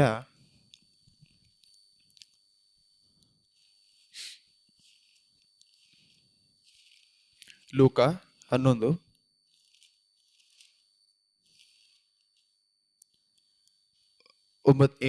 9ನೇ ವಾಕ್ಯ, 8 ಮತ್ತು 9. ಲೂಕ 11ನೇ ಅಧ್ಯಾಯ ವಚನ 8 ಮತ್ತು 9. ಆದರೆ ಸ್ನೇಹದ ನಿಮಿತ್ತವಾಗಿ ಎದ್ದು ಕೊಡದೆ ಇದ್ದರೂ ಅವನ ಕಾಟದ ದೆಸೆಯಿಂದ ಎದ್ದು ಬಂದು ಕೇಳಿದಷ್ಟು ಅವನಿಗೆ ಕೊಡುವನೆಂದು ನಿಮಗೆ ಹೇಳುತ್ತೇನೆ. ಹಾಗೆಯೇ ನಾನು ನಿಮಗೆ ಹೇಳಿರುವುದು ಏನೆಂದರೆ, ಬೇಡಿಕೊಳ್ಳಿರಿ ನಿಮಗೆ ದೊರೆಯುವುದು, ಹುಡುಕಿರಿ ನಿಮಗೆ ಸಿಕ್ಕುವುದು, ತಟ್ಟಿರಿ ನಿಮಗೆ ತೆರೆಯುವುದು. 13ನೇ ವಾಕ್ಯ ಓದಿ. ಹಾಗಾದರೆ ಕೆಟ್ಟವರಾದ ನೀವು ನಿಮ್ಮ ಮಕ್ಕಳಿಗೆ ಒಳ್ಳೆಯ ಪದಾರ್ಥಗಳನ್ನು ಕೊಡಬಲ್ಲವರು ಆದರೆ ಪರಲೋಕದಲ್ಲಿರುವ ನಿಮ್ಮ ತಂದೆಯು ತನ್ನನ್ನು ಬೇಡಿಕೊಳ್ಳುವವರಿಗೆ ಎಷ್ಟು ಹೆಚ್ಚಾಗಿ ಪವಿತ್ರಾತ್ಮ ವರವನ್ನು ಕೊಡುವರಲ್ಲವೇ ಅಂದರು. ಆಮೆನ್. ದೇವರ ಹತ್ರ ನಾವು ಕೇಳುವಾಗ ಮೊದಲು ಏನ್ ಮಾಡ್ತಾ ಇದೀವಿ, ನಾವು ಕೇಳ್ತೀವಲ್ಲ, ಕೇಳುವಾಗ ಏನಕ್ಕೋಸ್ಕರ ಕೇಳ್ತೀವಿ ಗೊತ್ತಾ? ನಮ್ಮ ಆಸೆಗಳಿಗೋಸ್ಕರ ಕೇಳ್ತೀವಿ. ನಾವು ಕೇಳುವಂತ ಎಲ್ಲಾ ವಿಷಯಗಳು ಎಲ್ಲೋ ನಮ್ಮ ಆಸೆಗಳಿಗೋಸ್ಕರ ಕೇಳ್ತಾ ಇರ್ತೀವಿ. ನೀವು ದೇವ್ರ ಹತ್ರ ಹೋಗಿ ಕೇಳುವಾಗ ಯಾರು ಏನ್ ಮಾಡಲ್ಲ, ದೇವರೇ ನಿಮ್ಮ ಜೊತೆ ನನ್ನ ಸಂಬಂಧ ಹೆಚ್ಚಾಗಬೇಕು ಅಥವಾ ಪವಿತ್ರಾತ್ಮನ ಅಭಿಷೇಕ ನನ್ನಲ್ಲಿ ಹೆಚ್ಚಾಗಬೇಕು ಅಂತ ಏನ್ ಮಾಡಲ್ಲ, ಯಾರು ಹೋಗಿ ಕೇಳಲ್ಲ. ಎಷ್ಟೇ ಪರಿಶುದ್ಧವಾದ ಮನುಷ್ಯರಾಗಿದ್ರು ಅದೊಂದು ಲೆವೆಲ್ ಬಂದ ಮೇಲೆ ಏನ್ ಮಾಡ್ತಾರೆ, ಅಂತ ವಿಷಯಗಳಿಗೋಸ್ಕರ ಆಸೆ ಪಡ್ತಾರೆ. ಆದ್ರೆ ನಮ್ಮೆಲ್ಲರ ಮನಸ್ಸಿನಲ್ಲಿ ಇರೋದೇನು, ನಮ್ಮ ಜೀವನದ ವಿಷಯಗಳಿಗೋಸ್ಕರ ಅನುದಿನ ನಾವೇನ್ ಮಾಡ್ತೀವಿ, ದೇವ್ರ ಹತ್ರ ಕೇಳ್ತೀವಿ. ಕೇಳುವುದು ತಪ್ಪಲ್ಲ, ಬೇರೆ ಯಾರ ಹತ್ರ ನಾವು ಹೋಗಿ ಏನ್ ಮಾಡಕ್ಕಾಗಲ್ಲ, ಕೇಳಕ್ಕಾಗಲ್ಲ. ಆದ್ರೆ ಕೇಳಿರಿ ನಿಮಗೇನಾಗತ್ತೆ, ದೊರಕುವುದು. ನೆಕ್ಸ್ಟ್ ಏನ್ ಹೇಳ್ತಾ ಇದ್ದಾರೆ, ಈ ಆರ್ಡರ್ ತುಂಬಾ ಮುಖ್ಯ. ನೆಕ್ಸ್ಟ್ ಏನ್ ಹೇಳ್ತಾ ಇದ್ದಾರೆ ನೋಡಿ, ಕೇಳಿರಿ ನಿಮಗೆ ದೊರಕುವುದು, ತಟ್ಟಿರಿ ನಿಮಗೆ ಸಿಗುವುದು, ಹುಡುಕಿರಿ ಮತ್ತೆ ಕೇಳಿರಿ ನಿಮಗೆ ದೊರಕುವುದು, ಹುಡುಕಿರಿ ನಿಮಗೆ ಸಿಕ್ಕುವುದು. ಈ ಹುಡುಕಿರಿ ಅನ್ನೋದಕ್ಕೆ ಪದಕ್ಕೆ ಅರ್ಥ ಏನ್ ಗೊತ್ತಾ? ದೇವ್ರ ಹತ್ರ ವಾಗ್ದಾನ ಪಡೆದುಕೊಂಡ ಮೇಲೆ ದೇವ್ರ ನಮ್ಮ ಹತ್ರ ಏನ್ ಮಾಡ್ತಾರೆ, ನಾವು ದೇವ್ರ ಹತ್ರ ಅಂತ ಒಂದು ಒಳ್ಳೆ ವಿಷಯಕ್ಕೋಸ್ಕರ ಕೇಳ್ತೀವಿ ಅಂತ ಇಟ್ಕೊಳ್ಳಿ. ದೇವರ ಚಿತ್ತಕ್ಕೆ ಅನುಸಾರವಾದ ವಿಷಯನೇ ದೇವರಿಗೋಸ್ಕರ ಮಾಡ್ಬೇಕು ಅಂತ. ಏನಂತ, ದೇವ್ರೆ ನೀವು ಇದನ್ನ ಮಾಡಿದ್ರೆ ನಾನು ನಿಮಗೋಸ್ಕರ ಇದನ್ನ ಮಾಡ್ತೀನಿ, ಅಥವಾ ದೇವ್ರೆ ಇದ್ರ ಮೂಲಕ ನಾನು ಏನ್ ಮಾಡ್ತೀನಿ, 4 ಜನರನ್ನ ನಾನು ದೇವರ ಬಳಿಲಿ ಕರ್ಕೊಂಬರ್ಬೋದು. ಇಂಥ ಒಳ್ಳೆ ಆಸೆಗಳಿಂದ ಕೇಳುವಂತ ವಿಷಯಗಳಿಗೆ ದೇವ್ರು ಏನ್ ಮಾಡ್ತಾರೆ, ಒಂದು ವಾಗ್ದಾನವನ್ನು ಕೊಡ್ತಾರೆ. ಯಾಕಂದ್ರೆ ನೀವು ಯೋಚನೆ ಮಾಡಿ ನೋಡಿ, ನೀವು ಒಳ್ಳೆ ವಿಷಯಗಳಿಗೋಸ್ಕರ ಕೇಳ್ಬೋದು. ಒಂದು 25-30 ವಯಸ್ಸು ಇರುವಂತ ಒಂದು ಮನುಷ್ಯ ಏನಿಗೋಸ್ಕರ ಕೇಳ್ತಾನೆ, ದೇವ್ರೆ ನನಗೊಂದು ಒಳ್ಳೆ ಪಾರ್ಟ್ನರ್ ಕೊಡಿ, ಒಳ್ಳೆ ಏನ್ ಮಾಡಿ ಒಂದು ಹೆಂಡತಿ ಕೊಡಿ. ಅಥವಾ ಒಂದು ಹೆಣ್ಣಾಗಿರೋದು ಏನ್ ಕೇಳ್ತಾರೆ, ದೇವ್ರೆ ನನಗೊಂದು ಒಳ್ಳೆ ಗಂಡ ಕೊಡಿ ಅಂತ. ಆ ವಯಸ್ಸಿಗೆ ಬಂದಾಗ ಏನ್ ಮಾಡ್ತಾರೆ, ಆ ವಿಷಯಗಳನ್ನ ಕೇಳುವಾಗ ಅದು ಒಳ್ಳೆ ವಿಷಯನ ಕೆಟ್ಟ ವಿಷಯನ? ಒಳ್ಳೇದೆ, ಒಳ್ಳೆ ಆಸೆನೆ. ಆದರೆ ಆ ಒಳ್ಳೆ ಆಸೆಯನ್ನು ಕೇಳುವಾಗ್ಲೂ ಸಹ ದೇವ್ರು ಮೊದಲು ಏನ್ ಮಾಡ್ತಾರೆ, ಕೇಳಿದ ತಕ್ಷಣ ನಮ್ಗೆ ಕೊಡುವಂತ ವಿಷಯನು ಒಂದು ವಾಗ್ದಾನ, ಒಂದು ವಾರ್ತೆಯಲ್ಲಿ ನಮ್ಮ ಜೊತೆ ಏನ್ ಮಾಡ್ತಾರೆ, ದೇವರು ಮಾತಾಡ್ತಾರೆ. ಇದು ಬೇರೆ ಇದಕ್ಕೋಸ್ಕರ ಅಲ್ಲ, ನಾವು ಕೇಳುವಂತ ಎಲ್ಲಾ ವಿಷಯಗಳಿಗೋಸ್ಕರ. ಆದರೆ ಆ ವಾಗ್ದಾನ ಪಡೆದುಕೊಂಡ ಮೇಲೆ ನಮ್ಮ ದೇವರು ಎಲ್ಲಿ ಕಳಿಸ್ತಾರೆ? 2 ವಾರದಿಂದ ಅದನ್ನೇ ನೋಡ್ತಾ ಇದೀವಿ, ಅರಣ್ಯ ಕಾಲ. ದೇವ್ರ ವಾಕ್ಯಗಳಲ್ಲಿ ನಮ್ಮನ್ನು ತುಂಬಿಸಿ ಎಲ್ಲಿ ಕಳಿಸ್ತಾರೆ? ಅರಣ್ಯ. ಈ ಅರಣ್ಯ ಕಾಲದಲ್ಲಿ ದೇವ್ರು ನಮ್ಮನ್ನು ಏನ್ ಮಾಡ್ತಾ ಇದ್ದಾರೆ? ಪರಿಶುದ್ಧಗೊಳಿಸ್ತಾರೆ. ನಮ್ಮನ್ನು ದೇವರು ಪರಿಶುದ್ಧಗೊಳಿಸುವಾಗ ನಾವ್ ಏನ್ ಮಾಡ್ತಾ ಇರ್ತೀವಿ ಗೊತ್ತಾ? ಹುಡುಕುವಂತ ಕಾಲ ಅದು. ಯಾವ ಕಾಲ? ಅರಣ್ಯದಲ್ಲಿ ಇರುವಾಗ ನೀವೇ ಯೋಚನೆ ಮಾಡಿ ನೋಡಿ, ನಿಮ್ಮನ್ನು ಒಂದು ಅರಣ್ಯದಲ್ಲಿ ಬಿಟ್ರೆ ಏನಕ್ಕೋಸ್ಕರ ಹುಡುಕ್ತೀರಾ? ನೀರು, ಊಟ. ನೀರು ಊಟವನ್ನು ಹುಡುಕಿದ ಮೇಲೆ ಲಾಸ್ಟ್ ಆಗಿ ಏನಕ್ಕೋಸ್ಕರ ಹುಡುಕ್ತೀರಾ? ಇವ್ರೇನ್ ಹೇಳಿದ್ರು ಗೊತ್ತಾ? ಇದನ್ನೇ ನಾನು ಯೋಚನೆ ಮಾಡ್ತಾ ಇದ್ದೆ ನೆನ್ನೆ ಕೂತ್ಕೊಂಡು ಯೋಚನೆ ಮಾಡುವಾಗ. ದೇವರೇ, ಅರಣ್ಯದಲ್ಲಿರುವಾಗ ನಾವು ಏನೆಲ್ಲ ಎದುರು ನೋಡ್ತೀವಿ? ಮೊದ್ಲು ಏನ್ ಹೇಳಿದ್ವಿ? ಊಟ ಬೇಕು, ನೀರು ಬೇಕು. ನೆಕ್ಸ್ಟ್ ಏನ್ ಹೇಳಿದ್ರು? ಮನೆ ಬೇಕು ಅಂತ. ಅರಣ್ಯದಲ್ಲಿ ನೀವು ಮನೆ ಕಟ್ಕೊಂಡ್ರೆ ನಿಮ್ಮ ಜೀವನ ಏನ್ ಮಾಡಕ್ಕಾಗಲ್ಲ, ಆಚೆ ಬರಕ್ಕಾಗಲ್ಲ. ಅರಣ್ಯ ಅಂದ್ರೆ ಒಂದು ಡೆಸರ್ಟ್ ಅಲ್ಲಿ ನಾನು ಮನೆ ಕಟ್ಟಕ್ ಪ್ರಾರಂಭಿಸಿದ್ರೆ, ನಾನು ಡೆಸರ್ಟ್ ಅಲ್ಲಿ ತಂಗಬೇಕು ಅನ್ನುವಂಥ ಮೈಂಡ್ ಸೆಟ್ ನನ್ನಲ್ಲಿ ಬಂದ್ರೆ ನನ್ನ ಜೀವನ ಎಲ್ಲ ಏನು. ಈ ಮೈಂಡ್ ಸೆಟ್ ಏನ್ ಗೊತ್ತಾ? ಅಂದ್ರೆ ಆ ಮೈಂಡ್ ನಮ್ಮಲ್ಲಿ ಯಾವ ರೀತಿ ಇರುತ್ತೆ ಅಂದ್ರೆ, ನನಗೂ ಬಂದಿದೆ ಆ ಮೈಂಡ್ ಸೆಟ್. ಏನಂದ್ರೆ, ಆಯ್ತು ಇಷ್ಟೇ ನನ್ನ ಜೀವನ, ಅಂದ್ರೆ ಇದನ್ ಬಿಟ್ಟು ನಾನು ಏನ್ ಮಾಡಕ್ಕಾಗಲ್ಲ, ಆಚೆ ಬರಕ್ಕಾಗಲ್ಲ, ನನ್ನ ಜೀವನ ಇಷ್ಟೇ. ಈ ಜೀವನ ನಾವು ಏನ್ ಮಾಡ್ತೀವಿ ಅಂದ್ರೆ ಎಕ್ಸೆಪ್ಟ್ ಮಾಡ್ಕೊಂಡ್ಬಿಡ್ತೀವಿ. ದೇವ್ರು ನನಗೆ ಕೊಟ್ಟಿರುವಂತ ಜೀವನ ಇಷ್ಟೇ, ಇದಕ್ ಮೇಲೆ ನಾನು ಮಾಡಕ್ಕಾಗಲ್ಲ ಮುಂದೆ. ಫಾರ್ ಎಕ್ಸಾಂಪಲ್, ನಾವೊಂದು ಏನ್ ಹೇಳ್ತೀರಾ, ಒಂದು ಹೆಂಡತಿಗೋಸ್ಕರ ಕೇಳ್ತೀವಿ ಅಥವಾ ಒಂದು ಗಂಡನಿಗೋಸ್ಕರ ಕೇಳ್ತೀರಾ ಅಂತ ಇಟ್ಕೊಳ್ಳಿ. ದೇವ್ರು ನಿಮ್ಗೆ ವಾಗ್ದಾನ ಕೊಡ್ತಾರೆ, ನಿಮ್ಮನ್ನ ಏನ್ ಮಾಡ್ತಾರೆ, ಒಂದು ಅರಣ್ಯದಲ್ಲಿ ಕಳಿಸ್ತಾರೆ. ಅಂದ್ರೆ ಅಲ್ಲಿ ನಿಮ್ ಪರೀಕ್ಷೆ ಯಾವ ರೀತಿ ಇರುತ್ತೆ ಗೊತ್ತಾ? ದೇವ್ರೇ, ನಾನು ಎಷ್ಟೇ ಪ್ರಯತ್ನ ಪಟ್ಟರು ನನ್ಗೇನ್ ಬರ್ತಾ ಇಲ್ಲ, ಒಂದು ಹುಡುಗಿ ಸಿಗ್ತಾ ಇಲ್ಲ ಅಥವಾ ಒಂದು ಹುಡುಗ ಸಿಗ್ತಾ ಇಲ್ಲ, ನಾನು ಏನ್ ಮಾಡ್ತೀನಿ, ನನ್ನ ಜೀವನ ಅಷ್ಟೇ. ನಾನು ಒಂಟಿಯಾಗಿರ್ಬೇಕಂದ್ರೆ ದೇವರೇ ನನಗೇನು ಕೊಡಿ, ನಾನು ಒಂಟಿಯಾಗೇ ಇರಬೇಕು, ನನಗೆ ಯಾರು ಏನಾಗಲ್ಲ ಸಿಗಲ್ಲ. ಎಕ್ಸಾಂಪಲ್ ಹೇಳ್ತಾ ಇದ್ದೀನಿ. ಇದೇ ಬಿಟ್ರೆ ನೀವು ಬೇರೇನೋ ದೇವ್ರ ಹತ್ರ ಒಳ್ಳೆ ವಿಷಯವನ್ನು ಕೇಳ್ತಾ ಇದ್ದಾರೆ, ಒಂದು ಸಭೆಗೋಸ್ಕರ ಏನೋ ಕೇಳ್ತಾ ಇದೀವಿ ಅಂತ ಇಟ್ಕೊಳ್ಳಿ. ನಾಳೆ ನಾನೇ ಕೇಳ್ತಾ ಇದ್ದೀನಿ, ದೇವ್ರು ಏನು ಮಾಡ್ತಾರೆ, ನಾನು ಅರಣ್ಯದಲ್ಲಿ ಕಳಿಸಿ ಇರಪ್ಪ ವೆಯ್ಟ್ ಮಾಡು ನಾನು ಕೊಡ್ತೀನಿ ಅಂತ ಹೇಳುವಾಗ ನಾನೇನು ಹೇಳ್ತೀನಿ, ಎಷ್ಟೇ ಕೇಳಿದ್ರು ದೇವರೇ ನನಗೇನು ಬರ್ತಾ ಇಲ್ಲ, ಸಿಗ್ತಾ ಇಲ್ಲ, ನಾನೇನು ಮಾಡೋಣ, ಇಷ್ಟೇ ನನ್ನ ಜೀವನ, ಇಷ್ಟೇ ನಮ್ಮ ಸಭೆ ಇಷ್ಟೇ, ನನ್ನ ಸಭೆ ಇಷ್ಟೇ ಬೆಳೆಯೋದು, ಇದಕ್ಕೆ ಮೇಲೆ ಏನಾಗಲ್ಲ, ಬೆಳೆಯಲ್ಲ. ಅರಣ್ಯದಲ್ಲಿ ನಾನು ಏನು ಮಾಡ್ತಾ ಇದ್ದೀನಿ, ಕಂಫರ್ಟಬಲ್ ಆಗ್ತಾ ಇದ್ದೀನಿ, ಇಷ್ಟೇ. ಕಂಫರ್ಟಬಲ್ ಅಂದರೆ ಏನಾಗ್ತಾ ಇದ್ದೀವಿ, ಅಕ್ಸೆಪ್ಟ್, ನಾನು ಅದನ್ನೇನು ಮಾಡ್ತಾ ಇದ್ದೀನಿ, ಒಪ್ಕೊಳ್ತಾ ಇದ್ದೀನಿ, ದೇವರೇ ನನಗೆ ಇಟ್ಟಿರುವಂಥ ಜೀವನ ಇಷ್ಟೇ, ಇದನ್ನು ದಾಟಿ ನಾನು ಏನು ಮಾಡೋಕ್ಕಾಗಲ್ಲ, ಹೋಗೋಕ್ಕಾಗಲ್ಲ. ನಾನು ಇಂಥ ಮೈಂಡ್ ಸೆಟ್ಟಲ್ಲಿ ಬರುವಾಗ ನಾವೇನು ಮಾಡ್ತೇವೆ ಗೊತ್ತಾ, ಒಂದು ಮನೆ ಬಂದರೆ ಏನಾಗತ್ತಂದ್ರೆ ಹುಡುಕೋದು ಕಡಿಮೆ ಆಗುತ್ತೆ. ಒಂದು ಮನೇಲಿ ನಾನು ಇರುವಾಗ ಏನು ಮಾಡಲ್ಲ, ಏನು ಹುಡುಕೋದು ಬೇಕಿಲ್ಲ, ಯಾಕಂದರೆ ಎಲ್ಲ ಏನಾಗತ್ತೆ, ಎಲ್ಲೇ ಇರುತ್ತೆ. ಇದನ್ನೇ ಈ ಮೈಂಡ್ ಸೆಟ್ನ ನಾವೇನು ಮಾಡಬೇಕು, ನಾವು ಬಿಡಬೇಕು. ಲಾಸ್ಟ್ ವೀಕ್ ಇದ್ರ ಕುರಿತಾಗೆ ನಾವು ಮಾತಾಡಿದ್ದು ಏನಂತ, ನಾನು ದೇವ್ರ ಹತ್ರ ನನ್ನ ವಾಗ್ದಾನ ಇಟ್ಕೊಂಡು ಏನು ಮಾಡಬೇಕು, ದೇವರೇ ವಾಗ್ದಾನವನ್ನು ಕೊಟ್ಟರಲ್ಲ, ಏನು ಮಾಡಿ ನಂಗೆ ನೆರವೇರಿಸಿ ತೋರಿಸಿ. ನಾನು ಈ ವಾಗ್ದಾನ ಇಟ್ಕೊಂಡು ನಾನು ಪ್ರಾರ್ಥನೆ ಮಾಡದೆ ಹೋದರೆ ಏನಾಗತ್ತೆ, ಎಷ್ಟೋ ಜನ ಏನು ಮಾಡ್ತೀವಿ ಗೊತ್ತಾ, ವಾಗ್ದಾನವನ್ನು ಹಿಡಿದುಕೊಂಡ ಮೇಲೆ ಇನ್ನೇನು ದೇವ್ರು ನಮ್ಮನ್ನ ಇನ್ನೇನು ಆಶೀರ್ವದಿಸ್ಬೇಕು ಅಂತ ಇರುತ್ತೆ, ಅಷ್ಟೊತ್ತರಲ್ಲಿ ಏನು ಮಾಡಿಬಿಡ್ತಾರೆ, ಬಿಟ್ಬಿಡ್ತಾರೆ, ಅರಣ್ಯದಲ್ಲಿ ಕೂತ್ಕೊಳ್ತಾರೆ ಅಷ್ಟೇ. ಇನ್ನೇನು 1 ಅವರಲ್ಲಿ, ಇನ್ನೂ 1 ಅವರು 1 ವೀಕಲ್ಲೋ 1 ಡೇ ಅಲ್ಲೋ ದೇವ್ರು ಏನು ಮಾಡಿರ್ತಾರೆ, ನಾನು ಇದನ್ನು ಬಿಟ್ಟು ನಿನ್ನನ್ನು ನೆಕ್ಸ್ಟ್ ಸ್ಟೇಜ್ ಕರ್ಕೊಂಡು ಹೋಗ್ತೀನಿ ಅಂತ ಬರುವಾಗ ಏನು ಮಾಡಿರ್ತಾರೆ, ಬಿಟ್ಬಿಟ್ಟಿರ್ತಾರೆ. ಇದುವರೆಗೂ ಎಷ್ಟೋ ಜನ ಏನು ಮಾಡಿರ್ತಾರೆ, ತಮ್ಮ ತಮ್ಮ ಆಶೀರ್ವಾದವನ್ನು ಇನ್ನೇನು ಅಂತ ಹೇಳುವಾಗ ಏನು ಮಾಡಿಬಿಟ್ಟಿರ್ತಾರೆ, ಬೇಡ. ಎಷ್ಟೋ ಜನ ಏನು ಮಾಡ್ತಾರೆ ಗೊತ್ತಾ, ನಾನು ಸಹ ದೇವ್ರ ಹತ್ರ ಏನು ಮಾಡ್ತೀನಿ ಗೊತ್ತಾ, ನನ್ನ ಪ್ರಾರ್ಥನೆ ಯಾವ ರೀತಿ ಇರುತ್ತೆ ಅಂದರೆ, ಎಷ್ಟೋ ದಿವಸ ಏನಿರುತ್ತೆ ಅಂದರೆ, ದೇವರೇ ನೀವು ಹೇಳಿದ್ರಲ್ಲ ಮಾಡಬೇಕು, ಹೇಳಿದ್ರಲ್ಲ ಮಾಡಬೇಕು, ಹೇಳಿದ್ರಲ್ಲ ಮಾಡಬೇಕು. ಎಷ್ಟು ಸತಿ ಅಂದರೆ, ಎಷ್ಟೋ ಸತಿ ಏಮಾರು ಹೋಗಿರ್ತೀವಿ ದೇವ್ರ ಹತ್ರ, ಇನ್ನೇನು ಅಂತ ಬಂದ್ಬಿಟ್ಟು ಏನಾಗಿರುತ್ತೆ, ಆಶೀರ್ವಾದ ಹೋಗ್ಬಿಟ್ಟಿರುತ್ತೆ. ಇನ್ನೇನು ಸಿಕ್ತು ಅಂತಿರುವಾಗ ಏನಾಗಿರುತ್ತೆ, ನಮ್ಮ ಮನಸ್ಸಿನಲ್ಲಿ ಎಷ್ಟೋ ಸತಿ ಏನಾಗುತ್ತೆ, ಆಸೆ ಬೆಳೆದು ಬೆಳೆದು ಬೆಳೆದು ಏನಾಗುತ್ತೆ, ಓ ದೇವ್ರು ಕೊಟ್ಟರು ಆಶೀರ್ವಾದ ಬಂತು ಅಂತ ಅನ್ಕೊಂಡು ಏನಾಗ್ತೀವಿ, ತೆಗೆದು ಬಿಡ್ತಾರೆ ದೇವ್ರು. ಅಂಥ ಸ್ಥಳವನ್ನೆಲ್ಲ ದಾಟಿ ಬರುವಾಗ ನಾವು ಕೊನೆ ಸ್ಟೇಜಲ್ಲಿ ಏನಾಗಿರುತ್ತೆ, ನಾವು ತಟ್ಟಿರಿ ನಿಮಗೆ ಅದು ಬಾಗಿಲು ಏನಾಗುತ್ತೆ, ತೆರೆಯುವುದು. ಈ ತಟ್ಟಿರಿ ಬಾಗಿಲನ್ನು ತೆರೆಯುವುದು ಅಂತ ಹೇಳುವಾಗ ದೇವ್ರು ಏನು ಹೇಳ್ತಾ ಇದ್ದಾರೆ ಗೊತ್ತಾ, ನೀವೊಂದು ಏನು ಹೇಳ್ತೀರಾ, ಒಂದು ಅರಣ್ಯದಲ್ಲಿ ಇರುವಾಗ, ನೀವು ಬೇರೆ ಅರಣ್ಯದಲ್ಲಿ ಮಾತ್ರ ಅಲ್ಲ, ನೀವೊಂದು ಜೈಲಲ್ಲಿ ಇದ್ದೀರಾ ಅಂತ ಅರ್ಥ ಮಾಡ್ಕೊಳ್ಳಿ. ಜೈಲಲ್ಲಿ ಇದ್ದೀವಂದ್ರೆ ಒಂದು ಬಂಧನದೊಳಗಡೆ ಇದ್ದೀವಿ. ನಾವು 2 ವಾರದಿಂದ ಇದನ್ನೇ ಮಾತಾಡ್ತಾ ಇದ್ದೀವಿ. ನಾವು ಅರಣ್ಯದಲ್ಲಿ, ಡೆಸರ್ಟಲ್ಲಿ ಇರುವಾಗ ನಾವು ಬೇರೆ ಎಲ್ಲಿದ್ದೀವಿ, ಒಂದು ಜೈಲ್. ಈ ಜೈಲಲ್ಲಿ ಇರುವಾಗ ನಾವೇನು ಮಾಡ್ತೀವಿ, ಆಚೆ ಬರ್ಬೇಕಂದ್ರೆ ಒಂದೇನಿರ್ಬೇಕು, ನನಗೆ ಜೈಲೊಳಗಡೆ ಏನೆಲ್ಲ ಕೊಡ್ತಾರೆ ಯೋಚನೆ ಮಾಡಿ ನೋಡಿ. ಜೈಲೊಳಗಡೆ ಏನು ಕೊಡ್ತಾರೆ, ಊಟ, ನೀರು, ಬಟ್ಟೆ ಎಲ್ಲ ಸಿಗತ್ತೆ. ಆದರೆ ನೀವು ಆಚೆಗಡೆ ತಿನ್ನುವಷ್ಟು ಸಿಗತ್ತಾ, ಏನು ಜೀವಂತವಾಗಿರೋಕೆ ಏನಿರಬೇಕೋ ಅದು ಸಿಗತ್ತೆ. ಜೈಲಲ್ಲಿ ಇನ್ನೊಂದು ಏನು ಮಾಡ್ತೀವಿ, ಸುಮ್ಮನೆ ಕೂತ್ಕೊಂಡಿರ್ಬೇಕು. ಏನು ಮಾಡ್ತಾ ಇರ್ತೀವಿ, ಯಾವಾಗ ತಾನೇ ನಮ್ಮನ್ನ ಆಚೆ ಬರ್ತಾವೆ, ಯಾವಾಗ ತಾನೇ ನನ್ನ ಬಂಧನ ಏನಾಗುತ್ತೆ, ನನ್ನ ಬಿಟ್ಟು ಹೋಗುತ್ತೋ, ಯಾವಾಗ ತಾನೇ ನನ್ನ ಆಶೀರ್ವಾದ ಏನು ಮಾಡುತ್ತೆ, ಓಪನ್ ಆಗುತ್ತೋ, ಯಾವಾಗ ಆ ಡೋರ್ ಓಪನ್ ಆಗುತ್ತೆ ನಾವೇನು ಮಾಡ್ತಾ ಇರ್ತೀವಿ, ಕಾದಿರ್ತೀವಿ. ಅದನ್ನೇ ದೇವ್ರು ಏನು ಹೇಳ್ತಾ ಇದ್ರಿ, ತಟ್ಟಿರಿ ನಿಮ್ಗೇನಾಗತ್ತೆ, ತೆರೆಯುವುದು. Alleluia, alleluia. ತಟ್ಟಿರಿ ನಿಮ್ಗೇನಾಗತ್ತೆ, ಬಾಗಿಲು ತೆರೆಯುವುದು. ಇಷ್ಟೋ ಜನರಿಗೆ ನಾವು ಕಾದಿದ್ದೇವೆ ಅಂತಾನೆ ಗೊತ್ತಿಲ್ಲ, ಏನಾಗ್ಬಿಟ್ಟಿರ್ತೀವಿ, ನಮ್ಮ ಅರಣ್ಯದಲ್ಲಿ ನಾವು ಕಂಫರ್ಟಬಲ್ ಆಗಿರ್ತೀವಿ.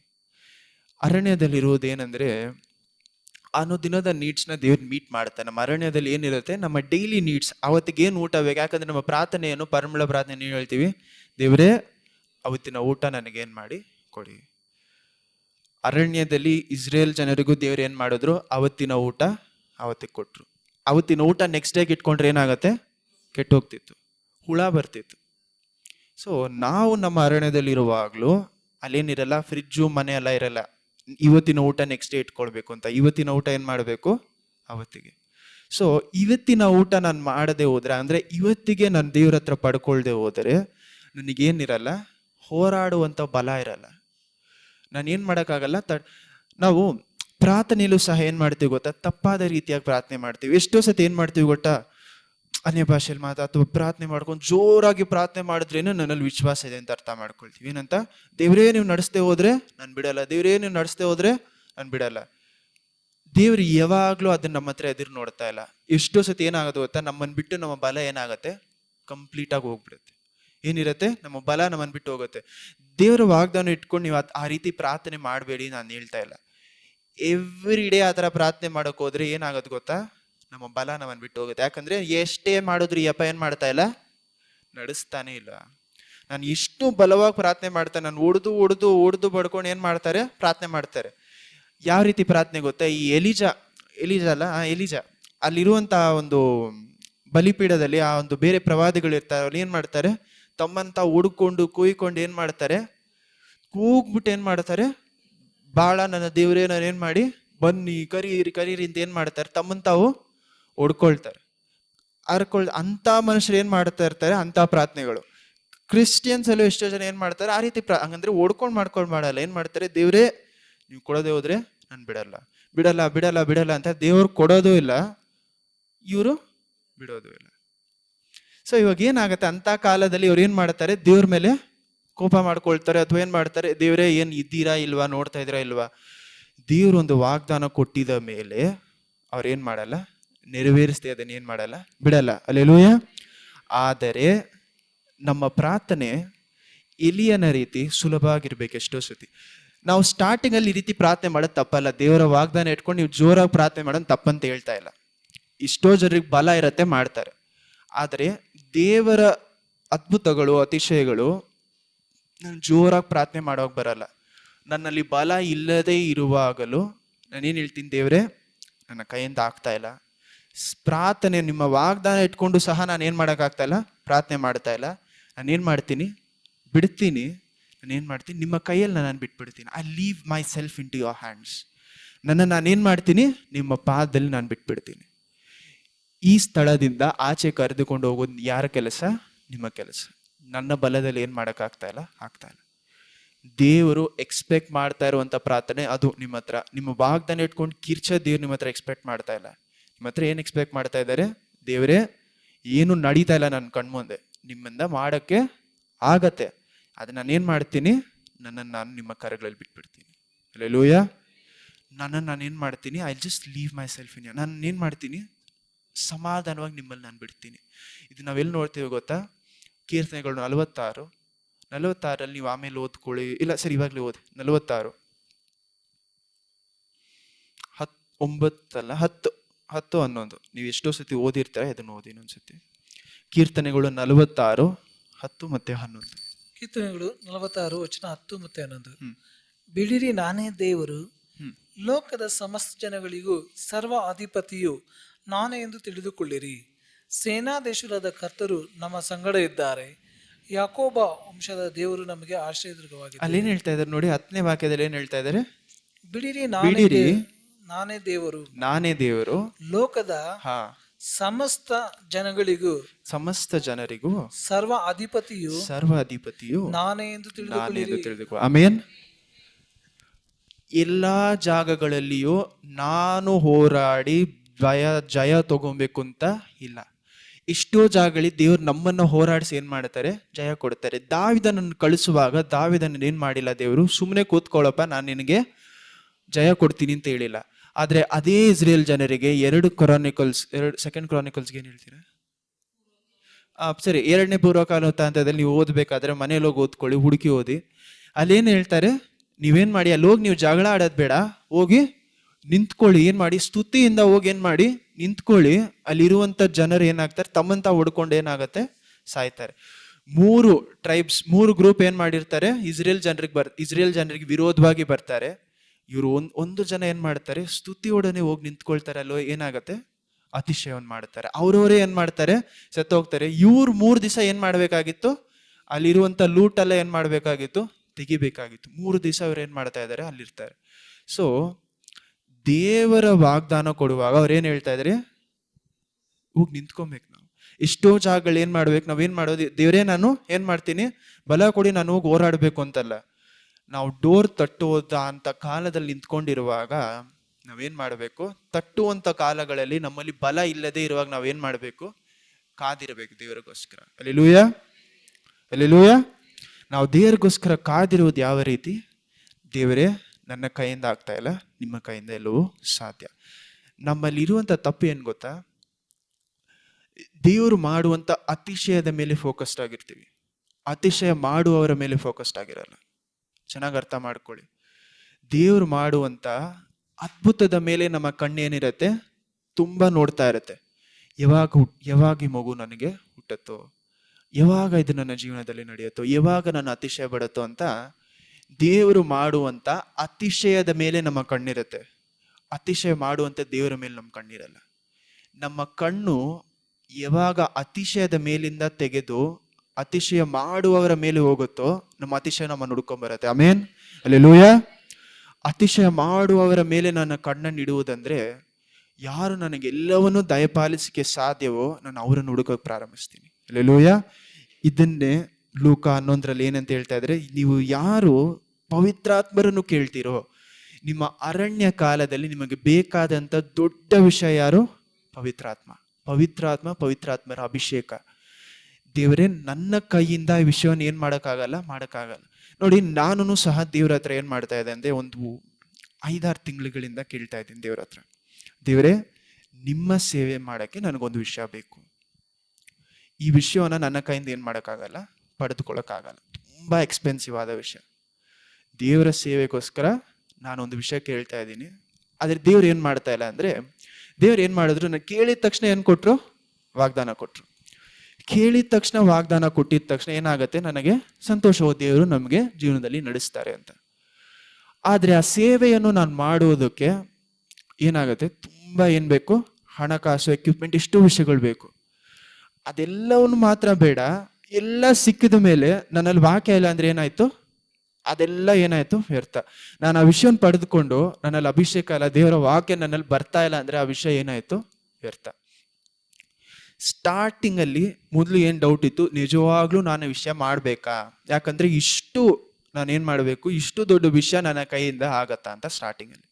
ಅದಾದ್ಮೇಲೆ ದೇವ್ರು ಹೌದಪ್ಪ ನೀನ್ ಮಾಡ್ಬೇಕು, ಇದೆಲ್ಲ ಆಗ್ಬೇಕು ಅಂತ ವಾಗ್ದಾನ ಕೊಡ್ತಾ ಇದ್ದಾರೆ. ಯೋಚನೆ ಮಾಡಿ ನೋಡಿ, ಒಂದು 20 ವರ್ಷ ಹುಡುಗ ಅಷ್ಟು ದೊಡ್ಡ ವಿಷಯನ ಆಸೆ ಪಡ್ತಾ ಇದ್ದೀನಿ ಅಂತ ಇಟ್ಕೊಳ್ಳಿ. ನನ್ನ ಮನ್ಸಲ್ಲಿ ಏನಿರುತ್ತೆ, ದೇವರೇ, ಇದೆಲ್ಲ ನನ್ನ ಕೈಯಿಂದ ಮಾಡಕ್ಕೆ ಆಗುತ್ತಾ? ಅಥವಾ ಈ ಅತಿಶಯ ನನ್ನ ಜೀವನದಲ್ಲಿ ಈ ವಯಸ್ಸಲ್ಲಿ ಆಗತ್ತಾ ಅಂತ ನಾವು ಕೇಳುವಾಗ, ದೇವ್ರು ಏನ್ ಮಾಡ್ತಾರೆ, ಮೊದಲು ವಾಗ್ದಾನ ಕೊಡ್ತಾರೆ, ನಾನು ನೆರವೇರಿಸ್ತೀನಿ ಅಂತ ಹೇಳ್ತಾರೆ, ಎಲ್ಲ ಆಗತ್ತೆ. ಅದಾದ್ಮೇಲೆ ಏನ್ ಮಾಡ್ತಾರೆ? ಅರಣ್ಯ. ಅವಾಗ ತಾನೇ ಯೋಚನೆ ಮಾಡಿ ನೋಡಿ, ಅವಾಗ ತಾನೇ 3 ತಿಂಗಳುಗಳು ಅರಣ್ಯವನ್ನು ದಾಟಿ ಬಂದೆ. ದೇವ್ರ ಹತ್ರ ತಕ್ಷಣ ಏನ್ ಮಾಡಿದೆ ಅಂದ್ರೆ, ದೇವ್ರೇ, ತಿರುಗಿ ಅರಣ್ಯನಲ್ಲಿ ಹೋಗೋಕೆ ಇಷ್ಟ ಇಲ್ಲ, ನಾನು ಏನ್ ಮಾಡ್ತೀನಿ, ನಿಮ್ಮ ಹತ್ರ ಒಂದು ವಾಗ್ದಾನ ಕೇಳ್ತಾ ಇದ್ದೀನಿ, ನೀವು ಕೊಡಿ ಅಂತ. ದೇವ್ರು ಏನ್ ಮಾಡ್ತಾ ಇದ್ದಾರೆ, ತಿರುಗಿ ನನ್ನನ್ನ ಇನ್ನೊಂದು ಅರಣ್ಯದೊಳಗಡೆ ಕಳಿಸ್ತಾ ಇದ್ದಾರೆ. ಮೊದಲೇ ಟಯರ್ಡ್ ಆಗಿ 3 ತಿಂಗಳು ಏನಾಗ್ತಾ ಇದೆ, ಟಯರ್ಡ್ ಆಗಿ ಅರಣ್ಯದೊಳಗಡೆ ಬರ್ತಾ ಇದ್ದೀನಿ. ಆಚೆ ಬಂದಿದ ತಕ್ಷಣ ದೇವ್ರು ಏನ್ ಮಾಡ್ತಾ ಇದ್ರೆ, ತಿರುಗಿ ಇನ್ನೊಂದು ಅರಣ್ಯ. ಈ ಅರಣ್ಯದಲ್ಲಿ ನಾವು ನಡೆಯುವಾಗ ಏನಾಗತ್ತೆ, ನಾವು ಬಲಹೀನ ಆಗ್ತೀವಿ. ಎಷ್ಟೋ ವಿಷಯಗಳನ್ನ ದೇವ್ರು ನಮಗೆ ಕಲಿಸ್ತಾರೆ. ದೇವ್ರು ನಮ್ಮನ್ನ ಕಲಿಸಿ ಬರುವಾಗ ಇಷ್ಟೋ ವಿಷಯಗಳನ್ನ ಏನಾಯ್ತು, ನಮ್ಗೆ ಅರ್ಥ ಆಗತ್ತೆ. ಓ, ನನ್ನಲ್ಲಿ ಇದೆಲ್ಲ ಇನ್ನೂ ಇದೆ, ಇದೆಲ್ಲ ಇದ್ರೆ ನಾನು ಏನ್ ಮಾಡಕ್ಕಾಗಲ್ಲ, ದೇವರ ಕೆಲಸ ನಾನು ಸಂಪೂರ್ಣವಾಗಿ ಮಾಡಕ್ಕಾಗಲ್ಲ. ಇದೆಲ್ಲವನ್ನು ದೇವ್ರು ನಮಗೆ ತಿಳಿಯಪಡಿಸುವಾಗ, ನಾನು ಸರಿ ದೇವ್ರೆ, ಇದೆಲ್ಲ ಬಿಡ್ತೀನಿ, ನಾನು ನಿಮ್ಮ ಹತ್ರ ಕೊಡ್ತಾ ಇದ್ದೀನಿ, ಇದೆಲ್ಲ ಕೊಡ್ತೀನಿ ಅಂತ ಎಲ್ಲ ಇಷ್ಟು ತಿಂಗಳು, 6 ತಿಂಗಳು 5 ತಿಂಗಳಾಯ್ತು. ಇಷ್ಟು ತಿಂಗಳೆಲ್ಲ ಮುಗಿದ ಮೇಲೆ ದೇವ್ರು ಲಾಸ್ಟ್ ಅಲ್ಲಿ ಏನ್ ಕೇಳ್ತಾ, ಇವಾಗ ನಾವು ಬಲನೇ ಇರಲ್ಲ, ನಮ್ಮಲ್ಲಿ ಏನಿರಲ್ಲ, ಬಲ ಇರಲ್ಲ. ದೇವ್ರೆ, ಈ ಕಾಲವನ್ನು ಬಿಟ್ಟು ನಾನು ಏನ್ ಮಾಡ್ಬೇಕು, ನೆಕ್ಸ್ಟ್ ಸೀಸನ್ಗೆ ಹೋಗ್ಬೇಕು ನಾನು. ಇವಾಗ ಏನಾಯ್ತಂದ್ರೆ, ಈ ಡಿಸೆಂಬರ್ ಸ್ಟಾರ್ಟ್ ಆಗೋದ್ ಮೊದಲು ಒಂದು ನವೆಂಬರ್ ಹತ್ರ ಏನಾಯ್ತಂದ್ರೆ, ದೇವ್ರು ಏನ್ ಮಾಡಿದ್ರೆ ಅಂದ್ರೆ, ದೇವ್ರೇ, ನನ್ನಲ್ಲಿ ತುಂಬಾ ಬಲ ಇಲ್ಲ, ನಾನು ಯಾವ ರೀತಿ ಆದ್ರೆ ಏನ್ ಮಾಡಿ ಆಚೆ ತೆಗೆದ್ಬಿಡಿ ಅಂದೆ. ತಕ್ಷಣ ಏನಾಯ್ತಂದ್ರೆ, ದೇವರ ಪ್ರಸನ್ನತೆ ಫೀಲ್ ಆಯ್ತು. ದೇವ್ರು ಇದ್ರು ಅಂತ ಗೊತ್ತಾಯ್ತು. ಆ ಸಮಯದಲ್ಲಿ ಏನಾಯ್ತು, ದೇವ್ರು ಇದ್ರು ಅಂತ ಗೊತ್ತಾಯ್ತು. ದೇವರು ಸಡನ್ ಆಗಿ, ದೇವ್ರು ಅವಾಗ ಹೇಳ್ತಾ ಇದ್ದಾರೆ, ಸರಿ ಆಯ್ತಪ್ಪ, ನಿನ್ನ ಏನ್ ಮಾಡ್ತೀನಿ, ನಾನು ನೆಕ್ಸ್ಟ್ ಸೀಸನ್ ತಗೊಂಡ್ಬರ್ತೀನಿ ಅಂತ ಹೇಳುವಾಗ, ನನ್ನ ಅರಿದೆ ನನ್ನ ಬಾಯಿಂದ ಒಂದು ಪ್ರಾರ್ಥನೆ ಬಂದು, ದೇವ್ರೇ, ಈ ಕಾಲದಲ್ಲಿ ನಾನು ಇಷ್ಟು ಕಷ್ಟಪಟ್ಬಿಟ್ಟೆ 4-5 ತಿಂಗಳು. ಈ ಕಾಲದಲ್ಲಿ ನಡಿಬೇಕಾಗಿರುವಂತ ವಿಷಯ ಅಂದ್ರೆ, ದೇವ್ರು ನನ್ನಲ್ಲಿ ಪರಿಶುದ್ಧ ಮಾಡ್ಬೇಕಾಗಿರುವಂತ ವಿಷಯ ನನ್ನಲ್ಲಿ ಇನ್ನೂ ಪರಿಶುದ್ಧವಾಗದೇ ಇದ್ರೆ ನನ್ನನ್ನು ಏನ್ ಮಾಡಿ ಅರಣ್ಯದಿಂದ ಆಚೆ ತೆಗಿಬೇಡಿ. ಇದನ್ನ ಮುಗಿಸ್ಬಿಟ್ಟು ನನ್ನ ಒಂದೇ ಸತಿ ಏನ್ ಮಾಡಿ ಆಚೆ ತೆಗೀರಿ. ಇದನ್ನ ನೀವು ಮುಗಿಸದೆ ಹೋದ್ರೆ, ನಿಮ್ಮ ಕೆಲಸ ನನ್ನಲ್ಲಿ ಮುಗಿಸದೆ ಹೋದ್ರೆ, ನಾನು ತಿರುಗಿ ಏನ್ ಮಾಡ್ಬೇಕು, ತಿರುಗಿ ಇದೇ ಕಷ್ಟದೊಳಗಡೆ ಹೋಗ್ಬೇಕು. ಇನ್ನೊಂದು 6 ತಿಂಗಳು ವೇಟ್ ಮಾಡ್ಬೇಕು. ದೇವರೇ, ಏನ್ ಮಾಡಿ, ಇನ್ನೂ ಸ್ವಲ್ಪ ಪರವಾಗಿಲ್ಲ, ಇನ್ನೂ ಸ್ವಲ್ಪ ಕಷ್ಟಪಟ್ಟರು ಪರವಾಗಿಲ್ಲ, ಒಂದೇ ಸತಿ ನಾನೇನ್ ಮಾಡ್ತೀನಿ, ನಿಮ್ಮ ವಾಗ್ದಾನ ಪಡ್ಕೊಂಡು ಆಚೆ ಬರ್ತೀನಿ, ಅದಿಲ್ಲದೆ ನಾನೇನ್ ಮಾಡಲ್ಲ, ಆಚೆ ಬರಲ್ಲ. ನಮ್ಮ ಬಾಯಿಂದ ಯಾವಾಗ ಅಂತ ರೀತಿ ಪ್ರಾರ್ಥನೆ ಬರುತ್ತೆ, ಯಾವಾಗ ದೇವ್ರೆ ನನ್ನಲ್ಲಿ ಇರುವಂತ ಇನ್ನೂ ಸ್ವಲ್ಪ ಕೊಳಕು ಏನ್ ಮಾಡಿ ಆಚೆ ತೆಗೀರಿ, ಅವಾಗ್ಲೇ ನಾನು ಏನ್ ಮಾಡಕ್ಕಾಗೋದು, ನಿಮ್ಮ ವಾಗ್ದಾನದಲ್ಲಿ ನಾನು ನಿಂತ್ಕೊಳ್ಳೋಕೆ ಸಾಧ್ಯ. ನಿಮ್ಮ ವಾಗ್ದಾನ ಯಾವಾಗ ನಾವು ಆ ರೀತಿ ಪ್ರಾರ್ಥನೆ ಬರಕ್ಕೆ ಪ್ರಾರಂಭಿಸುತ್ತೋ ದೇವ್ರು ಅವಾಗ ಏನು ಮಾಡ್ತಾ ಇದ್ದಾರೆ ಅಂತ ಇನ್ನೂ ಬಲಪಡಿಸಿ ಏನು ಮಾಡ್ತಾರೆ, ಇನ್ನೊಂದು ಅರಣ್ಯವನ್ನು ಏನು ಮಾಡ್ತಾರೆ, ಮುಗಿಸ್ತಾರೆ. ಅರಣ್ಯದ ಕಾಲವನ್ನು ಏನು ಮಾಡ್ತಾರೆ, ಮುಗಿಸುವಾಗ ದೇವ್ರು ಏನು ಮಾಡ್ತಾರೆ, ತಟ್ಟಿರಿ ನಿಮಗೆ ತೆರೆಯುವುದು. ಅದು ನಮ್ಮ ಕೊನೆ ಕಾಲ, ಅಂದರೆ ನಮ್ಮ ಕೊನೆಯದಾಗಿ ನಾವು ಆ ದೇವರ ವಾಗ್ದಾನದೊಳಗಡೆ ಹೋಗೋದಕ್ಕೆ ಮೊದಲು ಬರುವಂಥ ಕಾಲ. ನಾವು ವಿ ಶುಡ್ ನೆವರ್ ರಶ್. ನಾವು ಏನು ಮಾಡಬಾರ್ದು, ರಶ್ ಮಾಡಬಾರ್ದು, ಓಡಬಾರ್ದು. ಯಾವಾಗಲೂ ಏನಂತ, ದೇವರೇ ಯಾವಾಗ ಯಾವಾಗ ಯಾವಾಗ ಯಾವಾಗ ನನ್ನ ವಾಗ್ದಾನ ಅಂತ. ಯಾಕೆ ನಾನು ಮಾಡಿದೆ ಅದಕ್ಕೋಸ್ಕರ ಹೇಳ್ತಾ ಇದ್ದೀನಿ. ನನ್ನ ವಾಗ್ದಾನ ಯಾವಾಗ ನನಗೆ ಬರುತ್ತೆ. ನಾನು ವಾಗ್ದಾನವನ್ನು ಹುಡುಕಿ ಹೋದೆ, ವಾಗ್ದಾನ ಕೊಟ್ಟವ್ರನ್ನ ಏನು ಮಾಡ್ತೀವಿ, ಮರ್ತೋಗ್ತೀವಿ. ಅಂದರೆ ನಮ್ಮ ಕಣ್ಗಳು ಯಾವುದ್ರ ಮೇಲೆ ಇರುತ್ತೆ, ದೇವರೇ ಯಾವಾಗ ತಾನೇ ಆ ವಾಗ್ದಾನ ನನ್ನ ಜೀವನದಲ್ಲಿ ನೆರವೇರುತ್ತೆ, ಯಾವಾಗ ತಾನೇ ನಾನು ಹುಡುಕ್ತಾ ಇರುವಂಥ ಆ ವಿಷಯ ನನಗೇನಾಗತ್ತೆ, ಸಿಗತ್ತೆ, ಯಾವಾಗ ಯಾವಾಗ ಯಾವಾಗ ಅಂತ ಹೇಳುವಾಗ ನಮ್ಮ ಕಣ್ಗಳು ಯಾರ ಮೇಲೆ ಇದೆ, ಆ ವಾಗ್ದಾನದ ಮೇಲೆ ಇದೆ, ದೇವರ ಮೇಲಿಲ್ಲ. ನಮ್ಮ ಕಣ್ಗಳು ದೇವರ ಮೇಲೆ ಮಾರ್ಪಡುವಾಗ ಏನಾಗುತ್ತೆ, ದೇವರೇ ನಿಮ್ಮ ಅಭಿಷೇಕ ಮೊದಲು ಕೊಡಿ, ನಿಮ್ಮ ಜೊತೆ ನಾನು ಏನಾಗಬೇಕು, ಮೊದಲು ನಿಮ್ಮ ಜೊತೆಲಿರುವಂಥ ಆ ಒಂದು ಡಿಸ್ಟೆನ್ಸ್ ಏನಾಗಬೇಕು, ಕಡಿಮೆ ಆಗಬೇಕು, ನಿಮ್ಮ ಜೊತೆ ಇರಬೇಕು ಅಂತ ಪ್ರಾರ್ಥನೆಗಳು ನಮ್ಮ ಬಾಯನ್ನು ಬಿಟ್ಟು ಬರುವುದು ಕಷ್ಟ. ಯಾಕಂದರೆ ನಮ್ಮ ಮನಸ್ಸಲ್ಲಿ ಇನ್ನೊಂದೇನು ಓಡ್ತಾ ಇರುತ್ತೆ, ಯಾವಾಗ ಯಾವಾಗ ಯಾವಾಗ ಅಂತ ಓಡ್ತಾ ಇರುವಾಗ ದೇವರೇ ಅದಕ್ಕಿಂತ ನೀವು ಮುಖ್ಯ ಅಂತ ಹೇಳುವಾಗ ಏನಾಗತ್ತೆ, ನಮ್ಮ ಮನಸ್ಸನ್ನು ಮೀರಿ ನಾವು ಪ್ರಾರ್ಥನೆ ಮಾಡಬೇಕು. ಅಂಥ ಪ್ರಾರ್ಥನೆಯನ್ನು ದೇವ್ರು ಕೇಳುವಾಗ ದೇವ್ರು ಏನು ಮಾಡ್ತಾರೆ, ಅದನ್ನ ಅವ್ರು ಅತಿಶಯ ಮಾಡ್ತಾರೆ ಅನ್ನೋದಕ್ಕೋಸ್ಕರ ನಾನು ಅದನ್ನು ಮಾಡಬಾರ್ದು. ದೇವರೇ ನನ್ನ ಜೀವನದಲ್ಲಿ ನಿಜವಾಗ್ಲೂ ನೀವು ನನಗೆ ಏನು ಬೇಕು, ಯಾಕಂದ್ರೆ ನಿಮ್ಮ ಅತಿಶಯ ಕೊಟ್ಟು ನೀವಿಲ್ಲದೆ ಹೋದ್ರೆ ನನ್ನ ವಿಷಯ ಏನಾಯ್ತು, ವ್ಯರ್ಥ. ಇದನ್ನೇ ಮೋಸ ಏನಂತ ಹೇಳ್ತಾರೆ, ದೇವರೇ ನೀವು ನನ್ನ ಜೊತೆ ಬರ್ದೇವ್ರು ಏನು ಹೇಳ್ತಾರೆ ಗೊತ್ತಾ, ನನ್ನ ಗಾರ್ಡಿಯನ್ ಏಂಜಲ್, ನನ್ನ ರಕ್ಷಕನಾದ ಒಂದು ದೂತನನ್ನು ನಾನು ಏನು ಮಾಡ್ತೀನಿ, ನಿಮ್ಮ ಮುಂದೆ ಕಳಿಸ್ತೀನಿ, ನಾನು ನಿಮ್ಮ ಜೊತೆ ಬರಲ್ಲ ಅಂದ್ಬಿಡ್ತಾರೆ. ಯಾಕಂದ್ರೆ ನೀವು ತುಂಬಾ ಈ ಜನರು ಏನು ಮಾಡ್ತಾರೆ, ನನಗೆ ತುಂಬಾ ಏನು ಮಾಡ್ತಾರೆ, ದುಃಖ ಪಡಿಸ್ತಾರೆ, ನಾನು ನಿಮ್ಮ ಜೊತೆ ಬರಲ್ಲ, ನನ್ನ ದೂತನ ನಿಮ್ಮ ಜೊತೆ ಕಳಿಸ್ತೀನಿ, ನಾನು ನಿಮ್ಮ ಜೊತೆ ಬರಲ್ಲ ಅಂತ ಮೋಸ ಏನು ಹೇಳ್ತಾರೆ, ದೇವರೇ ನೀವು ನನ್ನ ಜೊತೆ ಬರದೆ ಹೋದ್ರೆ, ನಮ್ಮ ಜೊತೆ ಬರದೆ ಹೋದ್ರೆ ನಾವೇನು ಮಾಡಲ್ಲ, ಮುಂದುವರೆದು ಹೋಗಲ್ಲ.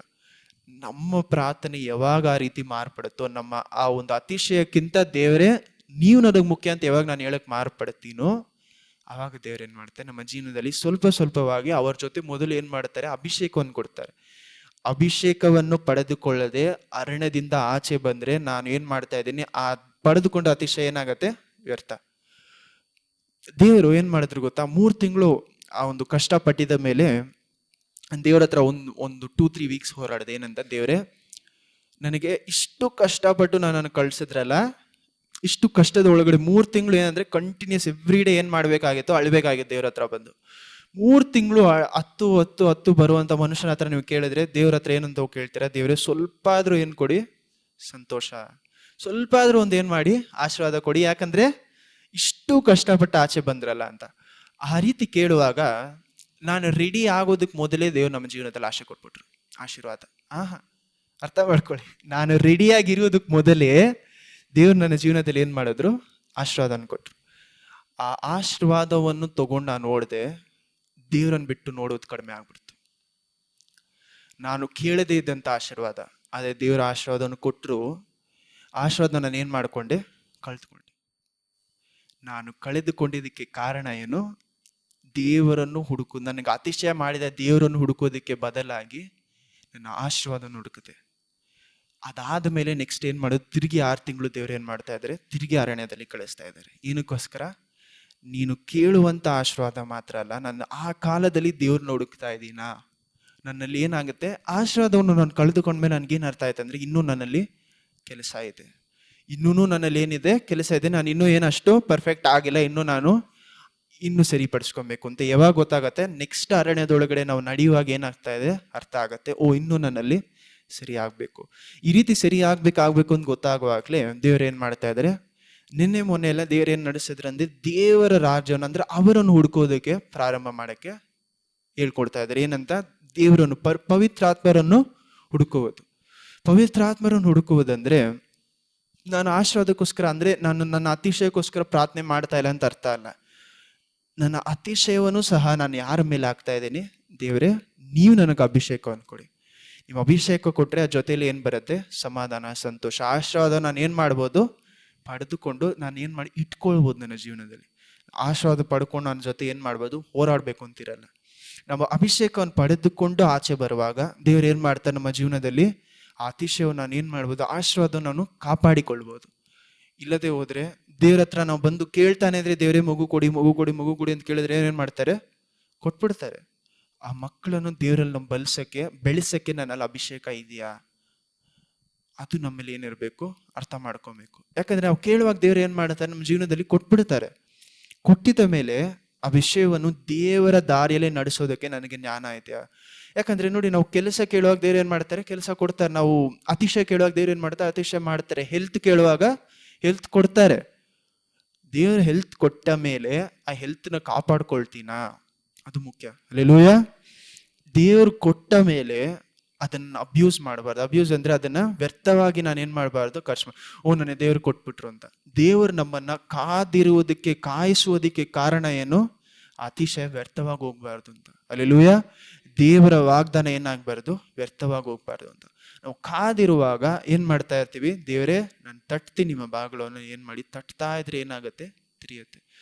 ದೇವರು ಏನಕ್ಕೋಸ್ಕರ ಆ ರೀತಿ ಮಾಡ್ತಾರೆ ಗೊತ್ತಾ? ಅದೇ ಮೊದಲನೇ ಲೂಕ 8ನೇ ಅಧ್ಯಾಯದಲ್ಲಿ ಏನ್ ಹೇಳ್ತಾರೆ ಅಂದ್ರೆ, ಆ ಒಂದು ಫ್ರೆಂಡ್ ಹತ್ರ ಏನ್ ಮಾಡ್ತಾನೆ, ಎಷ್ಟೇ ಕೇಳಿದ್ರು ಅವನ್ಗೇನಿಲ್ಲ, ಸ್ವಲ್ಪನೂ ಶೇಮೆ ಬರ್ತಾ ಇಲ್ಲ, ಸ್ವಲ್ಪನೂ ಏನಾಗ್ತಾ ಇಲ್ಲ. ಅಲ್ಲ 8ನೇ ವಾಕ್ಯದಲ್ಲಿ ನಾಚಿಕೆ ಬರ್ತಾ ಇಲ್ಲ ಅಂತ ಹೇಳ್ತಾರೆ ನೋಡಿ. 8ನೇ ವಾಕ್ಯ ಮಾತ್ರ, ಲೂಕ 11:8. ಲೂಕ 11:8. ಆದರೆ ಸ್ನೇಹದ ನಿಮಿತ್ತವಾಗಿ ಎದ್ದು ಕೊಡದೇ ಇದ್ದರು ಅವನ ಕಾಟದ ದೆಸೆಯಿಂದ ಎದ್ದು ಬಂದು ಕೇಳಿದಷ್ಟು ಅವನಿಗೆ ಕೊಡುವೆನೆಂದು ಅವನು ಕೊಟ್ಬಿಡ್ತಾನೆ. ನಾವು ಈ ಪ್ರಾರ್ಥನೆಯನ್ನು ವಿಷಯಗಳಿಗೋಸ್ಕರ ಕೇಳ್ಬಾರ್ದು, ನಮ್ಮ ವಾಗ್ದಾನಗೋಸ್ಕರ ನಾನು ಏನ್ ಮಾಡ್ಬಾರ್ದು? ಕೇಳ್ತಾ ಇರಬಾರ್ದು. ಪವಿತ್ರಾತ್ಮರಿಗೆ ಅಭಿಷೇಕಕ್ಕೋಸ್ಕರ ಏನ್ ಮಾಡ್ತಾ ಇರ್ಬೇಕು? ಕೇಳ್ತಾ ಇರ್ಬೇಕು. ಪವಿತ್ರಾತ್ಮರಿಗೋಸ್ಕರ ಏನ್ ಮಾಡ್ತಾ ಇರ್ಬೇಕು? ಕೇಳ್ಬೇಕು. ದೇವ್ರೇ ಇನ್ನೂ ಕೊಡಿ, ನನಗೆ ಇನ್ನೇನು ಕೊಡಿ? ಆತ್ಮಗಳನ್ನು ಕೊಡಿ. ದೇವ್ರೇ ನನಗೆ ಇನ್ನೇನು ಕೊಡಿ? ನಿಮ್ಮ ಅಭಿಷೇಕವನ್ನು ಕೊಡಿ. ನಿಮ್ಮ ಅಭಿಷೇಕ ಇದ್ರೆ ನಾನು ಏನೇನು ಮಾಡ್ಬೋದು? ಇನ್ನು ಹೆಚ್ಚಾಗಿ ಬೆಳಿಬೋದು. ನಾನು ಯಾವಾಗ ವಾಗ್ದಾನವನ್ನು ಬಿಟ್ಟು ವಾಗ್ದಾನ ಕೊಡುವವ್ರನ್ನ ಏನ್ ಮಾಡ್ತಾ ಇದ್ದೀನಿ? ತಟ್ಟಕ್ಕೆ ಪ್ರಾರಂಭಿಸ್ತೀನಿ. ಇವಾಗ ನೀವು ಬರ್ತೀರಾ ಅಂತ ಅವರಿಗೋಸ್ಕರ ಕಾದಿರುವಾಗ ದೇವ್ರು ಏನ್ ಮಾಡ್ತಾನೆ? ನಮ್ಮ ಜೀವನದಲ್ಲಿ ಮಾರ್ಪಡಿಸ್ತಾರೆ. ಹಲ್ಲೆಲೂಯ. ನೀವು ಇದೇ ಲೂಕ ಅಲ್ಲಿ ನೀವು ಇನ್ನು ಮುಂದೆ ಓದಬೇಕಾದ್ರೆ 17ನೇ ಅಧ್ಯಾಯ, ಲೂಕ 17 ಇಲ್ಲ 18 ಓದಿ. ಲೂಕ 18ರಲ್ಲಿ 13ನೇ ವಾಕ್ಯ, 11, 12, 13. ಲೂಕ 18, 11, 12, 13. ಲೂಕ 18ನೇ ಅಧ್ಯಾಯ ವಚನ 11, 12, 13.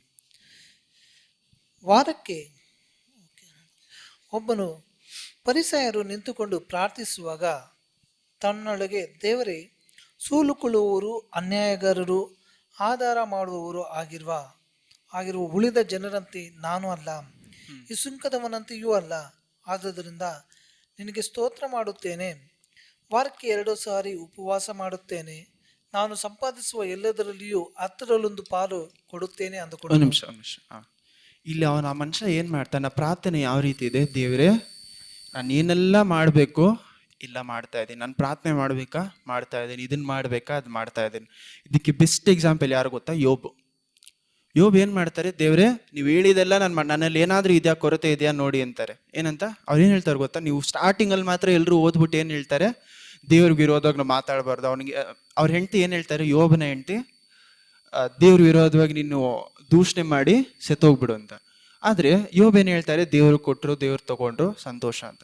ಆದ್ರೆ ಅವ್ರ ಫ್ರೆಂಡ್ಸ್ ಜೊತೆಲಿರುವಂತ 3 ಫ್ರೆಂಡ್ಸ್ ಏನ್ ಮಾಡ್ತಾರೆ? ಅವ್ರಿಗೆ ಹೇಳ್ತಾ ಕೋಪ ಬಂದು ಏನ್ ಹೇಳ್ತಾರೆ?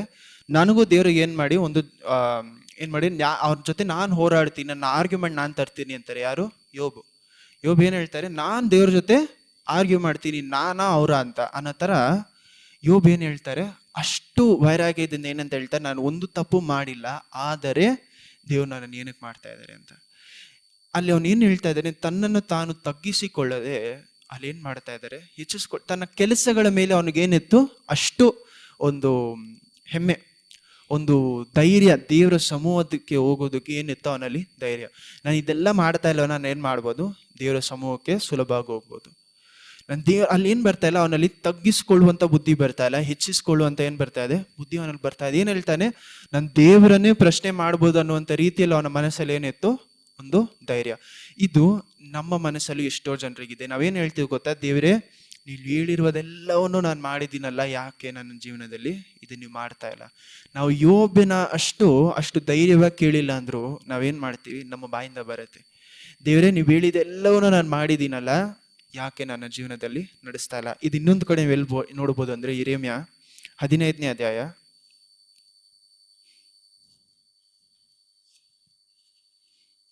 ಇದನ್ನ ಇಟ್ಕೊಳ್ಳಿ, ಲೂಕ 18 ಇಟ್ಕೊಳ್ಳಿ, ಆದರೆ ಯೆರೆಮೀಯ 15ನೇ ಅಧ್ಯಾಯ 15ನೇ ವಾಕ್ಯದಿಂದ ಓದಿ.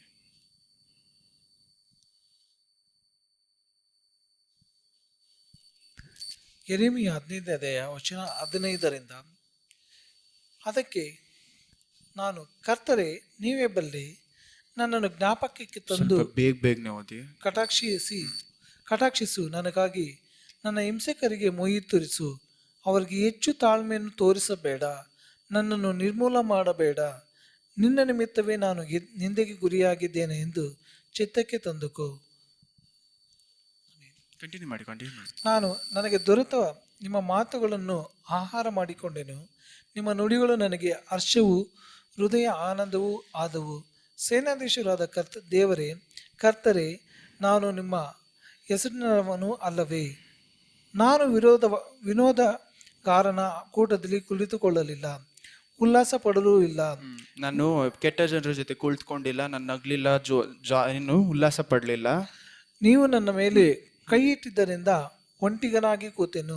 ನೋಡಿ ದೇವರೇ, ನೀವು ನನ್ನ ಮೇಲೆ ನಿಮ್ಮ ಅಭಿಷೇಕ ನನ್ನ ಮೇಲೆ ಇರುವುದರಿಂದ ನಾನು ಏನಾಗ್ತಾ ಇದ್ದೀನಿ? ಒಂಟಿಯಾಗಿ ಕೂತ್ಕೊಂಡಿದ್ದೀನಿ. ನನ್ನನ್ನು ರೋಷದಿಂದ ತುಂಬಿಸಿದೆಯಷ್ಟೇ, ಏಕೆ ನನ್ನ ವ್ಯಥೆಯು ನಿರಂತರವಾಗಿ ಇದೆ? ನೋಡಿ ಏನ್ ಕೇಳ್ತೇವೆ? ಯಾಕೆ ನನ್ನ ವ್ಯಥೆಯು ನಿರಂತರವಾಗಿದೆ? ನನ್ನ ಗಾಯವು ಗಡುಸಾಗಿ ಗುಣ ಹೊಂದದೇ ಉಳ್ಳದು ಏಕೆ? ನೀವು ನನಗೆ ನೀರು ಬತ್ತುವ ಕಳ್ಳ ತೊರೆಯಂತಿರಬೇಕೋ ಎಂದು ಅರಿಕೆ ಮಾಡಿಕೊಂಡನು. ಒಂದ್ ನಿಮಿಷ ರೀ, ಇದನ್ನ ನೀವು ಎಲಿಯ ಕಥೆಯಲ್ಲಿ ನೋಡ್ಬೇಕಾದ್ರೂ ಎಲಿ ಏನ್ ಮಾಡ್ತಾರೆ? ಆ ಒಂದು ಮರದ ಕೆಳಗಡೆ ಕೂತ್ಕೊಂಡು ಏನಂತ ಹೇಳ್ತಾರೆ? ದೇವ್ರೇ ನನ್ನನ್ನ ತಗೊಂಬಿಡಿ. ದೇವರ ಮನುಷ್ಯರು ಎಲ್ಲಾ ಜೀವನದಲ್ಲೂ, ಎಲ್ಲಾ ವಿಶ್ವಾಸಿಗಳ ಜೀವನದಲ್ಲೂ ಬರುವಂತ ಒಂದು ತರುಣ ಏನಂತ ಆಗುತ್ತೆ? ಆ ಒಂದು ಕ್ಷಣ ಬರುವಾಗ ಏನಂತ ಹೇಳ್ತೀವಿ? ದೇವರೇ ಇದೆಲ್ಲ ನಾನು ಮಾಡಿದ್ದೀನಿ, ನಿಮಗೋಸ್ಕರ ಅಷ್ಟು ಮಾಡಿದ್ದೀನಿ, ಆದರೆ ಯಾಕೆ ನನಗೆ ಇನ್ನು ಗುಣ ಆಗ್ತಾ ಇಲ್ಲ, ಯಾಕೆ ನನಗೆ ಈ ವಿಷಯ ಆಗ್ತಾ ಇಲ್ಲ ಅಂತ ಕೇಳುವಾಗ 19ನೇ ವಾಕ್ಯ ನೋಡಿ.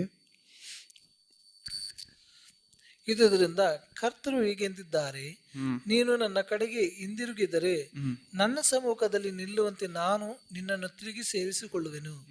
ನಿನ್ನ ತುಚ್ಛವಾದದ್ದನ್ನು ನಿರಾಕರಿಸಿ, ಇಲ್ಲಿ ನಿನ್ನ ಮೂರ್ಖವಾದ ಮಾತುಗಳನ್ನು ಮಾತನಾಡೋದನ್ನು ಬಿಟ್ಟು, ನೀನು ತುಚ್ಛವಾದದನ್ನು ನಿರಾಕರಿಸಿ ಅಮೂಲ್ಯವಾದದ್ದನ್ನು ಪ್ರಕಾಶಪಡಿಸಿದರೆ ನೀನು ನನ್ನ ಬಾಯಂತೆಯೇ ಇರುವಿ. ಜನರು ನಿನ್ನ ಕಡೆಗೆ ತಿರುಗಿಕೊಳ್ಳುವರು, ನೀನು ಅವನ ಕಡೆಗೆ ತಿರುಗದಿರುವಿ. ನಾನು ನಿನ್ನನ್ನು ಈ ಜನರಿಗೆ ಸಾಕು ನೀವು ಆಮೇಲೆ ಓದ್ಕೊಳ್ಳಿ ಮನೇಲಿ. ಆದ್ರೆ ಇಲ್ಲಿ ಏನ್ ಹೇಳ್ತಾ ಇದಾರೆ? ಯೆರೆಮೀಯ ಇಷ್ಟು ದುಃಖಪಟ್ಟು ಏನ್ ಹೇಳ್ತಾ ಇದಾರೆ? ದೇವರೇ ಇದೆಲ್ಲ ಮಾಡದೆ ನನಗೋಸ್ಕರ ಏನ್ ಮಾಡಿಲ್ಲ, ನೀವು ಸ್ವಲ್ಪನೂ ನನ್ನ ಮೇಲೆ ಕರುಣೆ ತೋರ್ತಾ ಇಲ್ವಲ್ಲ?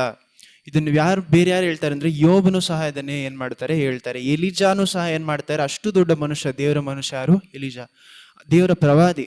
ಆದ್ರೆ ಅವರು ಸಹ ಏನ್ ಹೇಳ್ತಾ ಇದಾರೆ? ದೇವರೇ ನಾನು ಇದನ್ನ ಮಾಡಿದ್ದೆ. ಆದ್ರೆ ಅದಕ್ಕೆ ದೇವ್ರ ಉತ್ತರ ಏನಾಗಿದೆ? ತುಚ್ಛವಾದದನ್ನು ಮಾತನಾಡೋದು ಬಿಟ್ಟು ನೀನ್ ನನ್ನ ಕಡೆ ತಿರುಗಿಕೊಂಡ್ರೆ ನಾನು ಏನ್ ಮಾಡ್ತೀನಿ? ನಿನ್ನನ್ನ ಇದಕ್ಕಿಂತ ದೊಡ್ಡ ನಾನೊಂದು ಪ್ರವಾದಿಯಾಗಿ ನಾನು ಏನ್ ಮಾಡ್ತೀನಿ? ನಿನ್ನ ಮೂಲಕ ಮಾತಾಡ್ತೀನಿ ಅಂತಾರೆ. ನಿಮ್ಮ ಜೀವನದಲ್ಲೂ ಸಹ ದೇವ್ರು ನಮಗೇನ್ ಕೊಡ್ತಾ ಇದ್ದಾರೆ? ನಾವು ದೇವರನ್ನು ಹುಡುಕುವುದನ್ನ ಬಿಟ್ಟು, ದೇವರೇ ಈ ಕೆಲಸ ಯಾಕೆ ನಾನು ಇಷ್ಟೆಲ್ಲ ಮಾಡದ್ನ ಅಂತ ಹೇಳೋದಕ್ಕೆ ಬದಲಾಗಿ, ಯಾವಾಗ ನಮ್ಮ ಪ್ರಾರ್ಥನೆ ಯಾವಾಗ ಈ ರೀತಿ ಮಾರ್ಪಡತ್ತೆ ಗೊತ್ತಾ? ಲೂಕ 18 ನೆಕ್ಸ್ಟ್ ವಾಕ್ಯ 13ನೇ ವಾಕ್ಯ ಅನ್ಕೊಳ್ತೀನಿ, 12-13. ಲೂಕ 18ನೇ ಅಧ್ಯಾಯ ವಚನ 12-13. ವಾರಕ್ಕೆ 2 ಸಾರಿ ಉಪವಾಸ ಮಾಡುತ್ತೇನೆ, ನಾನು ಸಂಪಾದಿಸಿದ ಎಲ್ಲದರಲ್ಲಿಯೂ 10ರಲ್ಲೊಂದು ಪಾಲು ಕೊಡುತ್ತೇನೆ ಅಂದುಕೊಂಡನು. ಆದರೆ ಆ ಸುಂಕದವನು ದೂರದಲ್ಲಿ ನಿಂತು ಆಕಾಶದ ಕಡೆಗೆ ಕಣ್ಣೆತ್ತಿ ನೋಡುವುದಕ್ಕೂ ಮನಸ್ಸು ಇಲ್ಲದೆ ಎದೆಯಲ್ಲಿ ಬಡುಕೊಳ್ಳುತ್ತಾ, ದೇವರೇ ಪಾಪಿಯಾದ ನನ್ನನ್ನು ಕರುಣಿಸು ಅಂದನು. ಇವನು ನೀತಿವಂತನೆಂದು ನಿರ್ಣಯಿಸಲ್ಪಟ್ಟವನಾಗಿ ತನ್ನ ಮನೆಗೆ ಹೋದನು. ಆ ಫರಿಸಾಯನು ಅಂತವನಾಗಿ ಕೂಗಲಿಲ್ಲ ಎಂದು ನಿಮಗೆ ಹೇಳುತ್ತೇನೆ. ಆಮೆನ್. ಯೋಬನು ಆ ಪುಸ್ತಕ 40ನೇ ಅಧ್ಯಾಯ 1, 2, 3, 4.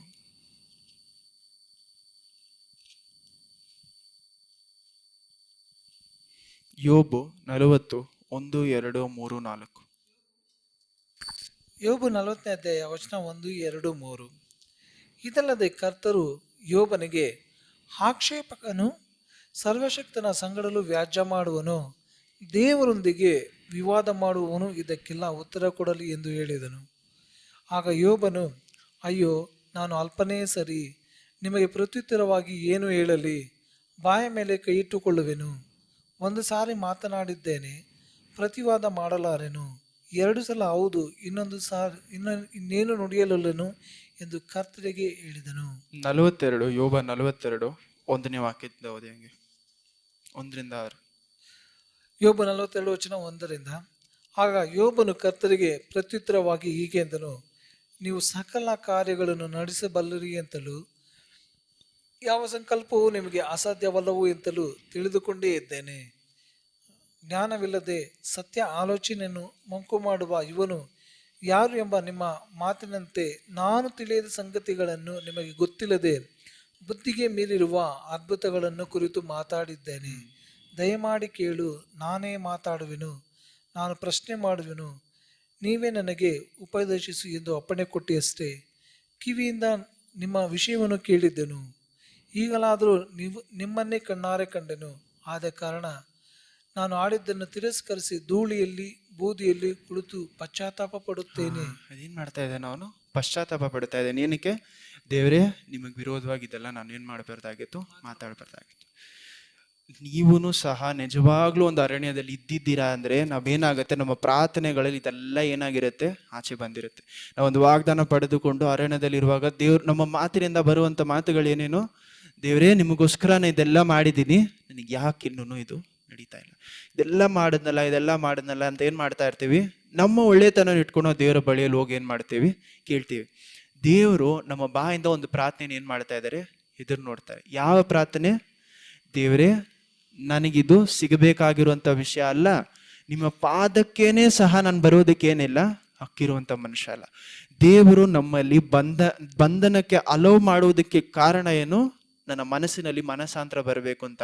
ದೇವರ ಪ್ರಸನ್ನತೆ ಇಲ್ಲದೆ, ಅಂದರೆ ದೇವರ ಬಲ, ದೇವರ ಕೃಪೆ ನನ್ನಲ್ಲಿ ಇಲ್ಲದೆ ಹೋದ್ರೆ ನಾನೇನು ಮಾಡೋಕ್ಕಾಗಲ್ಲ, ದೇವರ ಪ್ರಸನ್ನಕ್ಕೇನೆ ಬರೋಕ್ಕಾಗಲ್ಲ ಅಂತ ನನ್ನಲ್ಲಿ ಏನಿರಬೇಕು?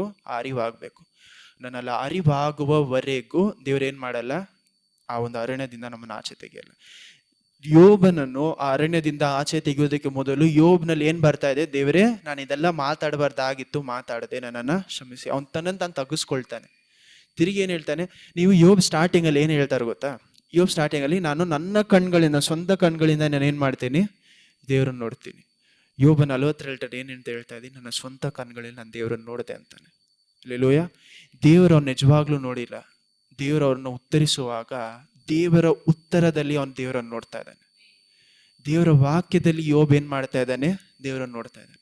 ನಮ್ಮ ಜೀವನದಲ್ಲಿ ನಾವು ಸಹ ದೇವರನ್ನು ನಾವು ಯಾವಾಗ ನೋಡ್ತೀವಿ? ನಮ್ಮ ವಾಗ್ದಾನ ನೆರವೇರುವಾಗ ನೋಡಲ್ಲ, ಮನಸಾಂತರ ಪಡುವಾಗ ದೇವರನ್ನು ನೋಡ್ತೀವಿ. ಹಲ್ಲೆಲೂಯ. ಮನಸಾಂತರ ಪಟ್ಟು, ದೇವರೇ ಇದೆಲ್ಲ ಮಾಡಿದ್ದೀರಾ, ನಾನೇನು ಮಾಡಿದೆ? ನಾನು ಬಂಧನದಲ್ಲಿರುವಾಗ, ನಾನು ಪಿಶಾಚ ಕಟ್ಟುಗಳಲ್ಲಿ ಇರುವಾಗ ನನಗೇನಾಗತ್ತೆ? ಓ, ನಾನು ತಪ್ಪು ಮಾಡಿರುವಂಥ ಮನುಷ್ಯ, ನಾನು ದೇವರ ಸಮೂಹಕ್ಕೆ ಏನು ಮಾಡೋಕ್ಕಾಗಲ್ಲ, ಹೋಗೋಕ್ಕಾಗಲ್ಲ. ನನ್ನ ಒಳ್ಳೆ ಕೆಲಸಗಳಿಂದ ನಾನು ಏನು ಮಾಡೋಕ್ಕಾಗಲ್ಲ, ಹೋಗೋಕ್ಕಾಗಲ್ಲ ಅಂತ ಅರ್ಥ ಮಾಡಿಕೊಂಡು ದೇವರ ಕೃಪೆಯನ್ನು ಅರ್ಥ ಮಾಡಿಕೊಳ್ಳುವಾಗ ಏನಂತ? ಯೇಸು ಕ್ರಿಸ್ತುವಿನ ಮೂಲಕ ನಾನು ಇವಾಗಲೂ ಸಹ ಏನು ಮಾಡ್ಬೋದು? ಹೋಗ್ಬೋದು. ಐಶ 53 ನೀವು ಓದಬೇಕಾದ್ರೆ ಅದನ್ನ ಮಾತ್ರ ಓದಿ, ಮಿಸ್ ಮಾಡೋದು ಬೇಡ. ಐಶ 53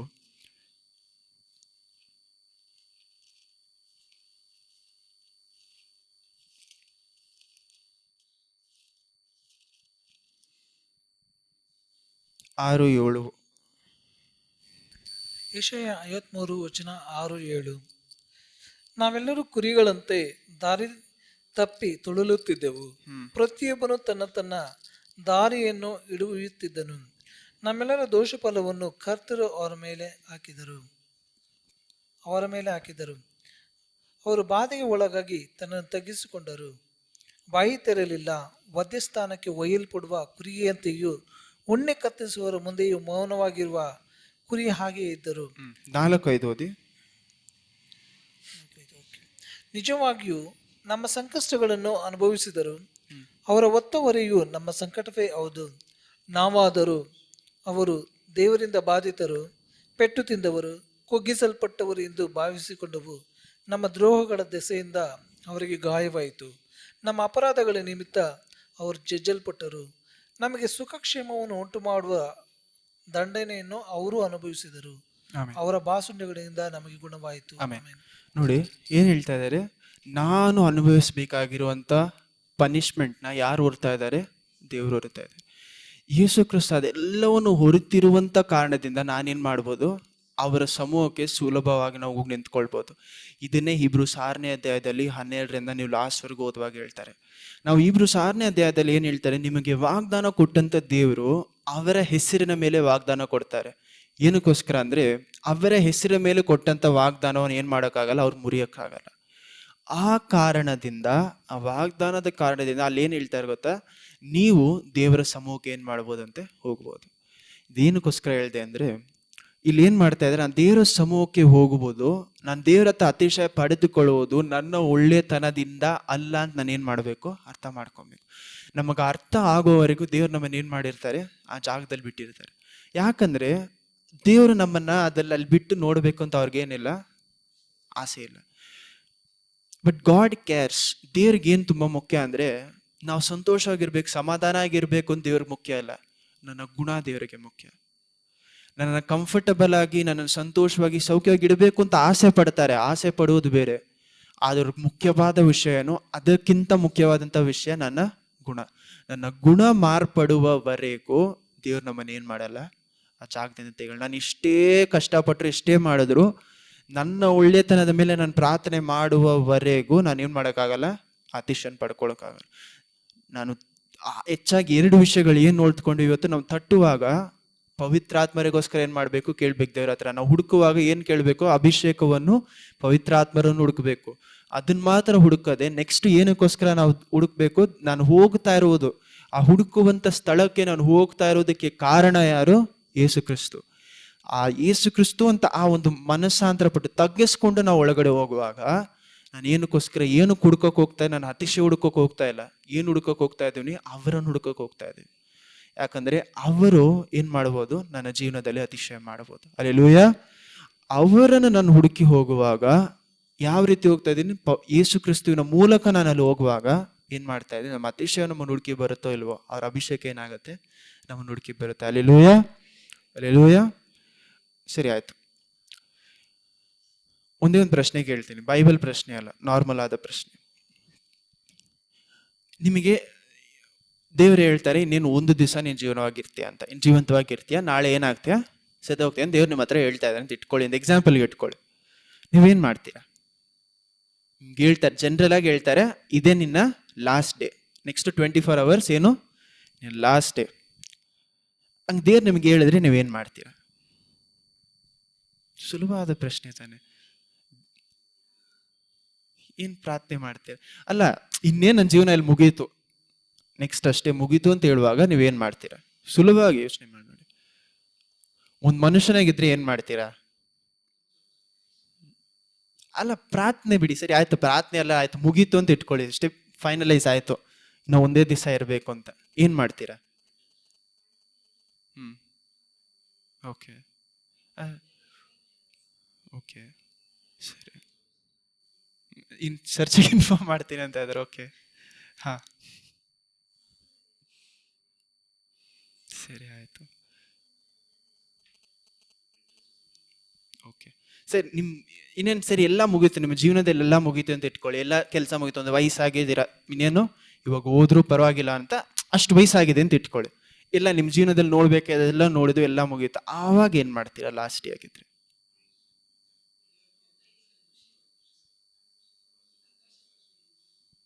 ಓಕೆ, ಯಾಕೋಬನು ತನ್ನ ಜೀವನದಲ್ಲಿ ಏನು ಮಾಡ್ತಾ ಇರ್ತಾನೆ? ಯಾಕೋಬನು, ಕರೆಕ್ಟ್, ಯಾಕೋಬನು ಅವ್ರೇನು ಮಾಡ್ತಾರೆ ಅಂದರೆ, ಇನ್ನೇನು ನಾನು ಸತ್ತೋಗ್ಬಿಡ್ತೀನಿ ಅಂತ. ಯಾಕೋಬಲ್ಲ, ಸಾರಿ, ಐಸಾಕ್ ಏನು ಮಾಡ್ತಾರೆ? ಇನ್ನೇನು ನನಗೆ ವಯಸ್ಸಾಯಿತು, ನಾನು ಏನು ಮಾಡ್ತೀನಿ, ಯಾವಾಗ ಹೋಗ್ತೀನಿ ಗೊತ್ತಿಲ್ಲ, ನನ್ನ 2 ಮಕ್ಳಿಗೆ ನಾನು ಏನು ಮಾಡಬೇಕು? ಅವ್ರ ಆಶೀರ್ವಾದ ಕೊಡಬೇಕು ಅಂತ. ಅವರು ಲಾಸ್ಟಲ್ಲಿ ಇರುವಾಗ ಅವ್ರು ಏನು ಮಾಡ್ತಾ ಇದ್ದಾರೆ? ತನ್ನ ಕೆಲಸವನ್ನು ತಾನು ಮುಗಿಸ್ಬೇಕು ಅಂತ ಆಸೆ ಪಡ್ತಾರೆ. ನೀವೆಲ್ಲ ಹೇಳ್ತಾ ಇದ್ದೀರಾ, ಪ್ರಾರ್ಥನೆ ಮಾಡ್ತೀರಾ, ಏನು ಹೇಳ್ತೀರಾ? ರಿಪೆಂಟೆನ್ಸ್, ಮನಸಾಂತರ ಪಡ್ತೀರಾ, ಸ್ತೋತ್ರ ಹೇಳ್ತೀರಾ, ಎಲ್ಲ ಹೇಳ್ತೀರಾ ಅಂತ. ನನ್ನ ಲಾಸ್ಟ್ ಡೇ ಆಗಿದ್ರೆ ನಾನೇನು ಮಾಡ್ತೀನಿ ಅಂದರೆ, ನಾನು ಏನೆಲ್ಲ ಆಸೆ ಪಡ್ತೀನೋ ಅದೆಲ್ಲೋ ಏನು ಮಾಡ್ತೀನಿ? ಲಾಸ್ಟ್ ಡೇಲಿ ಮುಗಿಸ್ಬೇಕು ಅಂತ ಆಸೆ ಪಡ್ತೀನಿ. ಏನು ಈ ಜಾಗಕ್ಕೆ ಹೋಗ್ಬೇಕು ಅಂತಿದ್ರೆ ಆ ಜಾಗಕ್ಕೆ ಹೋಗ್ಬೇಕು, ಏನೆಲ್ಲ ತಿನ್ಬೇಕೋ ಎಲ್ಲತೀನಿ ನಮ್ಮ ಲಾಸ್ಟ್ ಡೇ ನಾವೇನ್ ಮಾಡ್ತೀವಿ ಅಂತ ಯೋಚನೆ ನಮಗೆ ಬರೋದು. ಇನ್ನೇನು ನನ್ನ ಜೀವನ ಮುಗೀತು ಅಂತ ಹೋಗಿ ಪ್ರಾರ್ಥನೆ ಮಾಡಲ್ಲ ಯಾರು. ಸ್ತೋತ್ರ ಹೇಳಿದ್ರೆ ಹೇಳ್ತೀವಿ ದೇವರಿಗೆ, ಏನ್ ಮಾಡ್ತೀವಿ, ಇನ್ನೇನು ನನ್ನ ಜೀವನ ಮುಗೀತು, ಇನ್ನೇನು ನನ್ನ ಜೀವನ ಮುಗೀತು, ನಾನು ಏನು ಮಾಡ್ತೀನಿ, ಏನೆಲ್ಲ ಮಾಡಬೇಕು ಎಲ್ಲ ಮಾಡ್ಬಿಟ್ಟು ಏನೋ ಹೋಗ್ಬಿಡೋಣ ಅಂತಿರ್ಬೇಕಾದ್ರೆ, ಯೇಸು ಕ್ರಿಸ್ತು ತನ್ನ ಲಾಸ್ಟ್ ಇನ್ನೇ ನಾನು ಸಾಯಬೇಕು ಅಂತ ಇರುವಾಗ ಏನು ಮಾಡ್ತಾ ಇದ್ದಾರೆ, ಪ್ರಾರ್ಥನೆ ಮಾತ್ರ ಮಾಡ್ತಾ ಇಲ್ಲ. ಅವ್ರು ಯಾವ ರೀತಿ ಸಾಯ್ತಾರೆ ಅಂತ ಅವ್ರಿಗೆ ಗೊತ್ತಿತ್ತು. ಯಾವ ರೀತಿ ಸಾಯ್ತೀನಿ ಅಂತ ಗೊತ್ತಿರಬೇಕಾದ್ರೆ ನಾವು ಆ ಜಾಗದಲ್ಲಿ ಇದ್ದೀರಿ, ನಾವೇನು ಮಾಡ್ತಿದ್ವಿ, ಸರಿ ಇನ್ನೇನು ಅಲ್ಲಿ ಹೋಗಿ ಅಷ್ಟು ಮಾಡಬೇಕಲ್ಲ, ಸ್ವಲ್ಪ ರೆಸ್ಟ್ ತಗೊಳ್ಳೋಣ, ಅಥವಾ ಸ್ವಲ್ಪ ಊಟ ಮಾಡೋಣ, ಅಥವಾ ಸ್ವಲ್ಪ ಏನು ಮಾಡೋಣ, ಏನಾದರೂ ಮಾಡೋಣ ಅಂತ ನಮ್ಮ ಮೈಂಡ್ ಏನು ಮಾಡುತ್ತೆ, ಬರುತ್ತೆ. ದೇವ್ರು ಏನು ಮಾಡ್ತಾ ಇರ್ತಾರೆ, ಪ್ರಾರ್ಥನೆ. ಯೇಸು ಕ್ರಿಸ್ತು ನಾವು ಸಹ ಸಭೆಯಲ್ಲಿ ಇರೋದ್ರಿಂದ ನಾವೇನು ಹೇಳಲ್ಲ, ನಮ್ಮ ಮನ್ಸಲ್ಲಿ ಬರುವಂಥ ಆನ್ಸರ್ ಮಾಡೋಕ್ಕಾಗಲ್ಲ. ಏನಂತ ನಾನು ಇದೆಲ್ಲ ಮಾಡ್ತೀನಿ ಅಂತ ನಾವೇನು ಮಾಡಲ್ಲ, ಯಾರನ್ನು ಯೋಚನೆ ಮಾಡಲ್ಲ. ಆದರೆ ಯೇಸು ಕ್ರಿಸ್ತು ತನ್ನ ಸ್ವಂತ ಜೀವನದಲ್ಲಿ ಅವ್ರು ಇನ್ನೇನು ಸಾಯಬೇಕು ಅಂತ ಇರುವಾಗ ಏನು ಮಾಡ್ತಾ ಇದ್ದಾರೆ, ಅದಲ್ಲ, ಅವ್ರು ಸಾಯ್ಬೇಕು ಅಂತ ಇರುವಾಗಲ್ಲ, ಶಿಲುಬೆಗೆ ಹೋಗೋಕೆ ಮೊದಲು ಏನು ಮಾಡ್ತಾ ಇದ್ದಾರೆ, ನೈಟೆಲ್ಲ ಏನು ಮಾಡ್ತಾರೆ, ಪ್ರಾರ್ಥನೆ ಮಾಡ್ತಾರೆ. ಅದು ಯೇಸು ಕ್ರಿಸ್ತುವಾಗಿ ಇರುವಂಥ ಕಾರಣದಿಂದ ಅವ್ರು ಪ್ರಾರ್ಥನೆ ಮಾಡ್ತಾ ಇದ್ದಾರೆ. ಆದರೆ ನಾವು ಆ ರೀತಿ ಮಾಡೋಕ್ಕೆ ಸಾಧ್ಯ ಇಲ್ಲ. ಅದಕ್ಕೋಸ್ಕರನೇ ನಾವು ಯೇಸು ಕ್ರಿಸ್ತುವಿನ ಮೂಲಕ ಏನು ಹೋಗ್ತಾ ಇದ್ದೀವಿ, ದೇವ್ರ ಹತ್ರ ಹೋಗ್ತಾ ಇದ್ದೀವಿ. ಯಾಕಂದರೆ ನಾವು ಪವಿತ್ರವಾಗಿ ಇರೋಕ್ಕೆ ಪ್ರಯತ್ನ ಪಟ್ಟರೆ, ಎದ್ದು ನಿಂತ್ಕೊಳ್ಳೋಣ, ನಾವೆಷ್ಟೇ ಪವಿತ್ರವಾಗಿರೋದಕ್ಕೆ ಪ್ರಯತ್ನ ಪಟ್ಟರು ನಮ್ಮ ಮಾಂಸ ಅನ್ನೋದೇನು ಬಲಹೀನವಾಗಿದೆ. ಪೌಲ್ ಏನಂತ ಬರೀತಾರೆ, ನಾನು ಎಷ್ಟೋ ಒಳ್ಳೆ ವಿಷಯಗಳು ಮಾಡಬೇಕು ಅಂತ ಆಸೆ ಪಡ್ತೀನಿ, ಆದರೆ ನನ್ನ ಒಳಗಡೆನೇನಿದೆ, ಒಂದು ಹೋರಾಟ ಇದೆ. ಯಾವುದಕ್ಕೆ? ಆತ್ಮಕ್ಕೂ ಮಾಂಸಕ್ಕೂ ಹೋರಾಟ. ನೀವು ಇಷ್ಟೊತ್ತು ವಾಕ್ಯ ಕೇಳಿದ್ರಿಂದ ಏನು ಹೇಳ್ತೀರಾ, ನಿಮ್ಮ ಆತ್ಮದಲ್ಲಿ ಬರುವಂಥ ಆನ್ಸರ್ಸ್ ಏನು ಹೇಳ್ತೀರಾ, ನಾನು ಪ್ರಾರ್ಥನೆ ಮಾಡ್ತೀನಿ, ನಾನು ಇದು ಮಾಡ್ತೀನಿ, ಅದು ಮಾಡ್ತೀನಿ ಅಂತ. ನೀವು ಜನರೆಲ್ಲ ಕೂತ್ಕೊಂಡು ನಾಳೆ ಸಾಯ್ತೀನಿ ಅಂದರೆ ಎಲ್ಲರೂ ಏನು ಮಾಡ್ತೀವಿ, ನನ್ನ ಆಸೆ ಬರೋದೆಲ್ಲ ನಾನು ಮಾಡಿಬಿಟ್ಟು ಹೋಗ್ಬೇಕು ಅಂತ. ಆದರೆ ನಮ್ಮ ಮಾಂಸದಲ್ಲಿ ಅದು ಬರೋದು ತಪ್ಪು ಅಂತ ನಾನು ಹೇಳ್ತಾ ಇಲ್ಲ. ಆದರೆ ಯೇಸು ಕ್ರಿಸ್ತುವಿಗೆ ನಮಗಿರುವಂಥ ವ್ಯತ್ಯಾಸ ಏನು, ಇಷ್ಟೇ. ದೇವರು ತನ್ನ ಕೊನೆಯ ದಿನದಲ್ಲಿ ಏನು ಮಾಡ್ತಾ ಇದ್ರು, ಪ್ರಾರ್ಥನೆ ಮಾಡಿದ್ರು. ನಾವು ನಮ್ಮ ಕೊನೆಯ ದಿನದಲ್ಲಿ ನಾವೇನು ಮಾಡಬೇಕು, ನಮ್ಮ ಕೊನೆಯ ದಿನ ಬರುವುದವರೆಗೂ ನಾವೇನು ಮಾಡಬೇಕಾಗಿಲ್ಲ, ವೇಟ್ ಮಾಡಬೇಕಾಗಿಲ್ಲ. ನಾವು ಅನುದಿನವೂ ದೇವರ ಪಾದಕ್ಕೆ ಹೋಗುವಾಗ ನಾವು ನೆನಪಲ್ಲಿ ಇಟ್ಕೊಬೇಕು, ಯಾರ ಮೂಲಕ ನಾನು ಪ್ರಾರ್ಥನೆ ಮಾಡ್ತಾ ಇದ್ದೀನಿ ಅಂತ. ಅವರು ಮಾಡಿರುವಂಥ ಕೆಲಸದಿಂದ ನಾನೇನು ಮಾಡ್ತಾ ಇದ್ದೀನಿ, ಪ್ರಾರ್ಥನೆ ಮಾಡೋಕ್ಕೆ ಸಾಧ್ಯ ಆಗ್ತಾ ಇದೆ. ಹಲ್ಲೆಲೂಯಾ. ಪ್ರಾರ್ಥಿಸೋಣ. ಯೇಸುವೇ, ನಮಗೆ ಸ್ತೋತ್ರ ಸ್ತೋತ್ರ ಸ್ತೋತ್ರ ಸ್ತೋತ್ರ ಸ್ತೋತ್ರ ಸ್ತೋತ್ರ ಸ್ತೋತ್ರಪ್ಪ. ಅಪ್ಪ, ಈ ವಾರದಲ್ಲಿ ಅಪ್ಪ ನಾವೆಲ್ಲರೂ ನಿಮ್ಮನ್ನು ಹುಡುಕ್ತೀವಪ್ಪ. ಸಭೆಯಲ್ಲಿರುವಂಥ ಪ್ರತಿಯೊಬ್ಬರು ತಮ್ಮನ್ನು ತಾವು ಸಮರ್ಪಿಸಿ ಯಾರಿಗೆಲ್ಲ ನೀವು ವಾಗ್ದಾನ ಕೊಟ್ಟು ನೆರವೇರಿಸ್ತೀನಿ ಅಂತ ಹೇಳಿದಿರೋ ಅವರೆಲ್ಲರೂ ನಿಮ್ಮನ್ನು ಹುಡುಕೋಕ್ಕೆ ಪ್ರಾರಂಭಿಸ್ತೀವಪ್ಪ. ಇದೇ ತಿಂಗಳಲ್ಲಿ ಅಪ್ಪ ಸ್ತೋತ್ರ, ನಿಮ್ಮ ಅತಿಶಯವನ್ನು ಮಾಡೋಕ್ಕೆ, ನಿಮ್ಮ ಅರ್ಪುತವನ್ನು ಮಾಡೋಕ್ಕೆ ನಾವು ಕಾದಿರ್ತೀವಿ ಅಪ್ಪ. ಹೌದಪ್ಪ, ನಾವು ಕಾದಿರುವಾಗ ನಿಮಗೋಸ್ಕರ ಕಾದಿರ್ತೀವಿ. ನೀವು ಅಭಿಷೇಕ ನಮಗೆ ವಾರದಲ್ಲಿ ಕೊಡಿ. ಅಭಿಷೇಕವನ್ನು ಮಾತ್ರವಲ್ಲ, ಮುಚ್ಚಿರುವಂತಹ ಬಾಗಿಲು ನಮಗೋಸ್ಕರ ತೆರೆದಿದ್ದಕ್ಕಾಗಿ ಸ್ತೋತ್ರ ಅಪ್ಪ. ಹೌದಪ್ಪ, ಬರುವಂಥ ವಾರಗಳಲ್ಲಿ ಅಪ್ಪ ಸ್ತೋತ್ರ, ನಾವು ನಿಮಗೆ ಸ್ವಲ್ಪ ಸಾಕ್ಷಿ ಹೇಳುವಂಥ ರೀತಿಯಲ್ಲಿ ನಮ್ಮ ಜೀವನವನ್ನು ಮಾರ್ಪಡಿಸಿ, ನಮ್ಮ ಕಣ್ಗಳು ನೋಡದೇ ಇರುವಂಥ ವಿಷಯವನ್ನು ನಾವು ನೋಡೋಕ್ಕೆ ಪ್ರಾರಂಭಿಸಿ ಅಪ್ಪ. ಹೌದಪ್ಪ ಸ್ತೋತ್ರ, ಇಷ್ಟು ದೊಡ್ಡ ವಿಷಯ ನಮ್ಮ ಜೀವನದಲ್ಲಿ ನಡೆಯುತ್ತಾ ಅಂತ ನಾವು ಡೌಟ್ ಪಡುವಾಗ ನಿಮ್ಮ ಅಭಿಷೇಕದಿಂದ ಅದನ್ನು ಮಾಡೋಕ್ಕೆ ಸಾಧ್ಯ ದೇವರೇ. ನಿಮ್ಮ ಅದ್ಭುತದಿಂದ ಅದನ್ನು ಮಾಡೋಕ್ಕೆ ಸಾಧ್ಯ. ಆದರೆ ನಮ್ಮ ಜೀವನದಲ್ಲಿ ಸಿಗುವಂಥ ಎಲ್ಲ ವಿಷಯಗಳು ನಿಮ್ಮ ರಾಜ್ಯಕ್ಕೋಸ್ಕರ ಇರಲಿ. ನಿಮ್ಮನ್ನು ಸ್ತೋತ್ರ, ನಿಮ್ಮನ್ನು ಬಿಟ್ಟು ದೂರ ಬರುವಂಥ ಯಾವುದೇ ವಿಷಯ ನಮ್ಮ ಜೀವನದಲ್ಲಿ ಬರದೇ ಇರಲಿ ಅಪ್ಪ. ಹೌದಪ್ಪ ಸ್ತೋತ್ರ, ಆ ಒಂದು ವಿಷಯ ಇರಲಿ. ಯಾವುದೇ ಎಷ್ಟೋ ಜನರಪ್ಪ ಹೆಲ್ತ್ಗೋಸ್ಕರ ಪ್ರೇಯರ್ ಮಾಡ್ತಾ ಇದೆ, ಎಷ್ಟೋ ಜನ ಸ್ತೋತ್ರ ಕೆಲಸಗಳಿಗೋಸ್ಕರ, ಅದ್ಭುತಗಳಿಗೋಸ್ಕರ, ಅತಿಶಯಗಳಿಗೋಸ್ಕರ ನಾವು ಪ್ರಾರ್ಥನೆ ಮಾಡ್ತಾ ಇದ್ದೀವಿ.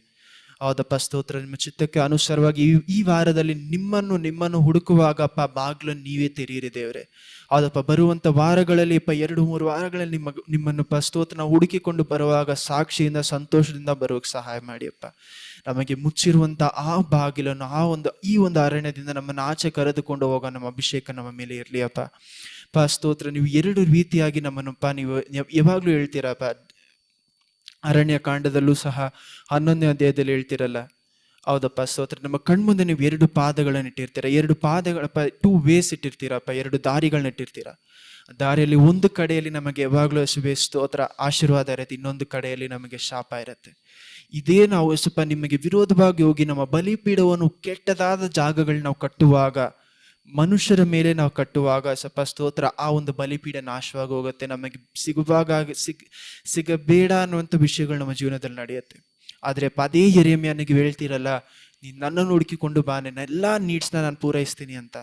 ಅದಪ್ಪ ಅದೇ ಯೆರೆಮೀಯ 1ರಲ್ಲಿ ಹೇಳ್ತೀರ, ನಾನು ನಿನ್ನ ಕರೆದಿದ್ದೀನಿ ಅಂತ. ಯೇಸುವೆ, ಆ ಕಾರಣದಿಂದ ನಮ್ಮನ್ನು ನೀವು ಕರೆದಿರುವಂಥ ದೇವರು, ನಿಮ್ಮ ಪವಿತ್ರಾತ್ಮರು ನೀವು ವಾರದಲ್ಲಿ ಹುಡುಕುವಾಗ ನಮ್ಮ ಸ್ವಲ್ಪ ಮುಚ್ಚಿರುವಂಥ ಬಾಗಿಲುಗಳು ತೆರೆಯೋಕೆ ಸಹಾಯ ಮಾಡಿ, ಬರುವಂಥ ವಾರದಲ್ಲಿ ಸಾಕ್ಷಿಗಳನ್ನು ಕೇಳೋಕೆ ಸಹಾಯ ಮಾಡಿ ದೇವರೇ. ಹೌದಪ್ಪ, ನಮ್ಮ ಜೀವನವನ್ನು ಮಾರ್ಪಡಿಸಿ. ನಿಮ್ಮನ್ನು ಏನೇನೋ ವಿಷಯಗಳಿಗೋಸ್ಕರ ಹುಡುಕಿಕೊಂಡು ಬಂದಿರ್ತಾರಪ್ಪ, ಆದರೆ ನಿಮ್ಮನ್ನು ನಾವು ಹುಡುಕೋದಕ್ಕೆ ಸಹಾಯ ಮಾಡಿ. ಅಭಿಷೇಕ ಎಲ್ಲವನ್ನು ನಿಮ್ಮ ತಕ್ಕಂಥ ಕಾಲದಲ್ಲಿ ಎಲ್ಲೋ ನೆರವೇರಿಸುವಂಥ ದೇವರು ನೆರವೇರಿಸಿಯಪ್ಪ. ನಮ್ಮ ಬಾಗಿಲು ನಮ್ಮ ಹತ್ರ ಅಲ್ಲಪ್ಪ, ಸ್ತೋತ್ರ. ಅತಿಶಯ ನಿಮ್ಮ ಕೈಯಲ್ಲದೆ, ನೀವು ನೆರವೇರಿಸಿದ್ದಕ್ಕಾಗಿ ಸ್ತೋತ್ರ. ಇಂದು ಮಾರದೇ ಇರುವಂಥ ದೇವರು ಆಶೀರ್ವದಿಸಿ. ಇವತ್ತಪ್ಪ ಸ್ತೋತ್ರ, ಇವ್ರು ಕೊಡ್ತಾ ಇರುವಂಥ ವಾಟ್ ಎವರ್ ಸೀಡ್ ದೇಸೋ, ಯಾವ ಒಂದು ಬೀಜನ ಅವರು ಇವತ್ತು ಬಿತ್ತಾ ಇದ್ದಾರೆ, ಅವ್ರ ಪ್ರಾರ್ಥನೆಯ ಬೀಜ ಬಿತ್ತಲಿ ಇರಪ್ಪ. ಸಮಯವನ್ನು ಕೊಟ್ಟು ಯಾವ ಬೀಜವನ್ನು ಬಿತ್ತಾ ಇದ್ದಾರಪ್ಪ, ಹೌದಪ್ಪ, ಪ್ರಾರ್ಥನೆ ಅನ್ನೋದು ಒಂದು ಬೀಜವಾಗಿದೆ. ಪ್ರಾರ್ಥನೆ ಅನ್ನುವಂಥ ಬೀಜ ನೀವು ಅವ್ರು ಬಿತ್ತುವಾಗ, ಈ ಸಮಯದಲ್ಲಿ ಅವ್ರು ಪ್ರಾರ್ಥಿಸುವಾಗ ಅಪ್ಪ, ಅವ್ರ ಜೊತೆ ನೀವು ಮಾತನಾಡಿ. 2 ನಿಮಿಷ ಎಲ್ಲರೂ ಸಮಯ ತಗೊಂಡು ನಿಮಗೆ ಬೇಕಾಗಿರೋಂಥ ವಿಷಯಗಳಿಗೋಸ್ಕರ ಪ್ರಾರ್ಥಿಸಿ. ಏನೆಲ್ಲ ದೇವ್ರು ನಿಮ್ಗೆ ಈ ವರ್ಷದಲ್ಲಿ ವಾಗ್ದಾನ ಕೊಟ್ಟಿದ್ದಾರೋ ಆ ವಾಗ್ದಾನಕ್ಕೋಸ್ಕರ ಪ್ರಾರ್ಥಿಸಿ. ದೇವರೇ, ಈ ವಾಗ್ದಾನ ನಮ್ಮ ಜೀವನದಲ್ಲಿ ನೆರವೇರಿಸಲಿ ಅಂತ. ದೇವರ ಪ್ರಸನ್ನತೆ ಈ ಸಮಯದಲ್ಲಿ ಇರುವಾಗ ನಾವು ದೇವರ ಹತ್ರ ಕೇಳ್ಬೋದು, ದೇವರೇ ಈ ಬಾಗಿಲು ನನಗೋಸ್ಕರ ತೆರೆಯಿರಿ, ನಿಮ್ಮ ನಾಮವನ್ನು ಮಹಿಮೆ ಪಡಿಸ್ಬೇಕು, ಅಭಿಷೇಕವನ್ನು ಕೊಡಿ ಅಂತ ಕೇಳಿ. ಇನ್ನು ನೆಕ್ಸ್ಟ್ ವಾರದಲ್ಲಿ ನಿಮ್ಮ ಜೀವನವನ್ನು ದೇವ್ರು ಮಾರ್ಪಡಿಸಕ್ಕೆ ಶಕ್ತರಾಗಿದ್ದಾರೆ. ಕೇಳಿ, ದೇವರ ಹತ್ರ ಕೇಳಿ, ನೀವು ಪ್ರಾರ್ಥನೆ ಮಾಡಿ ಕೇಳಿ.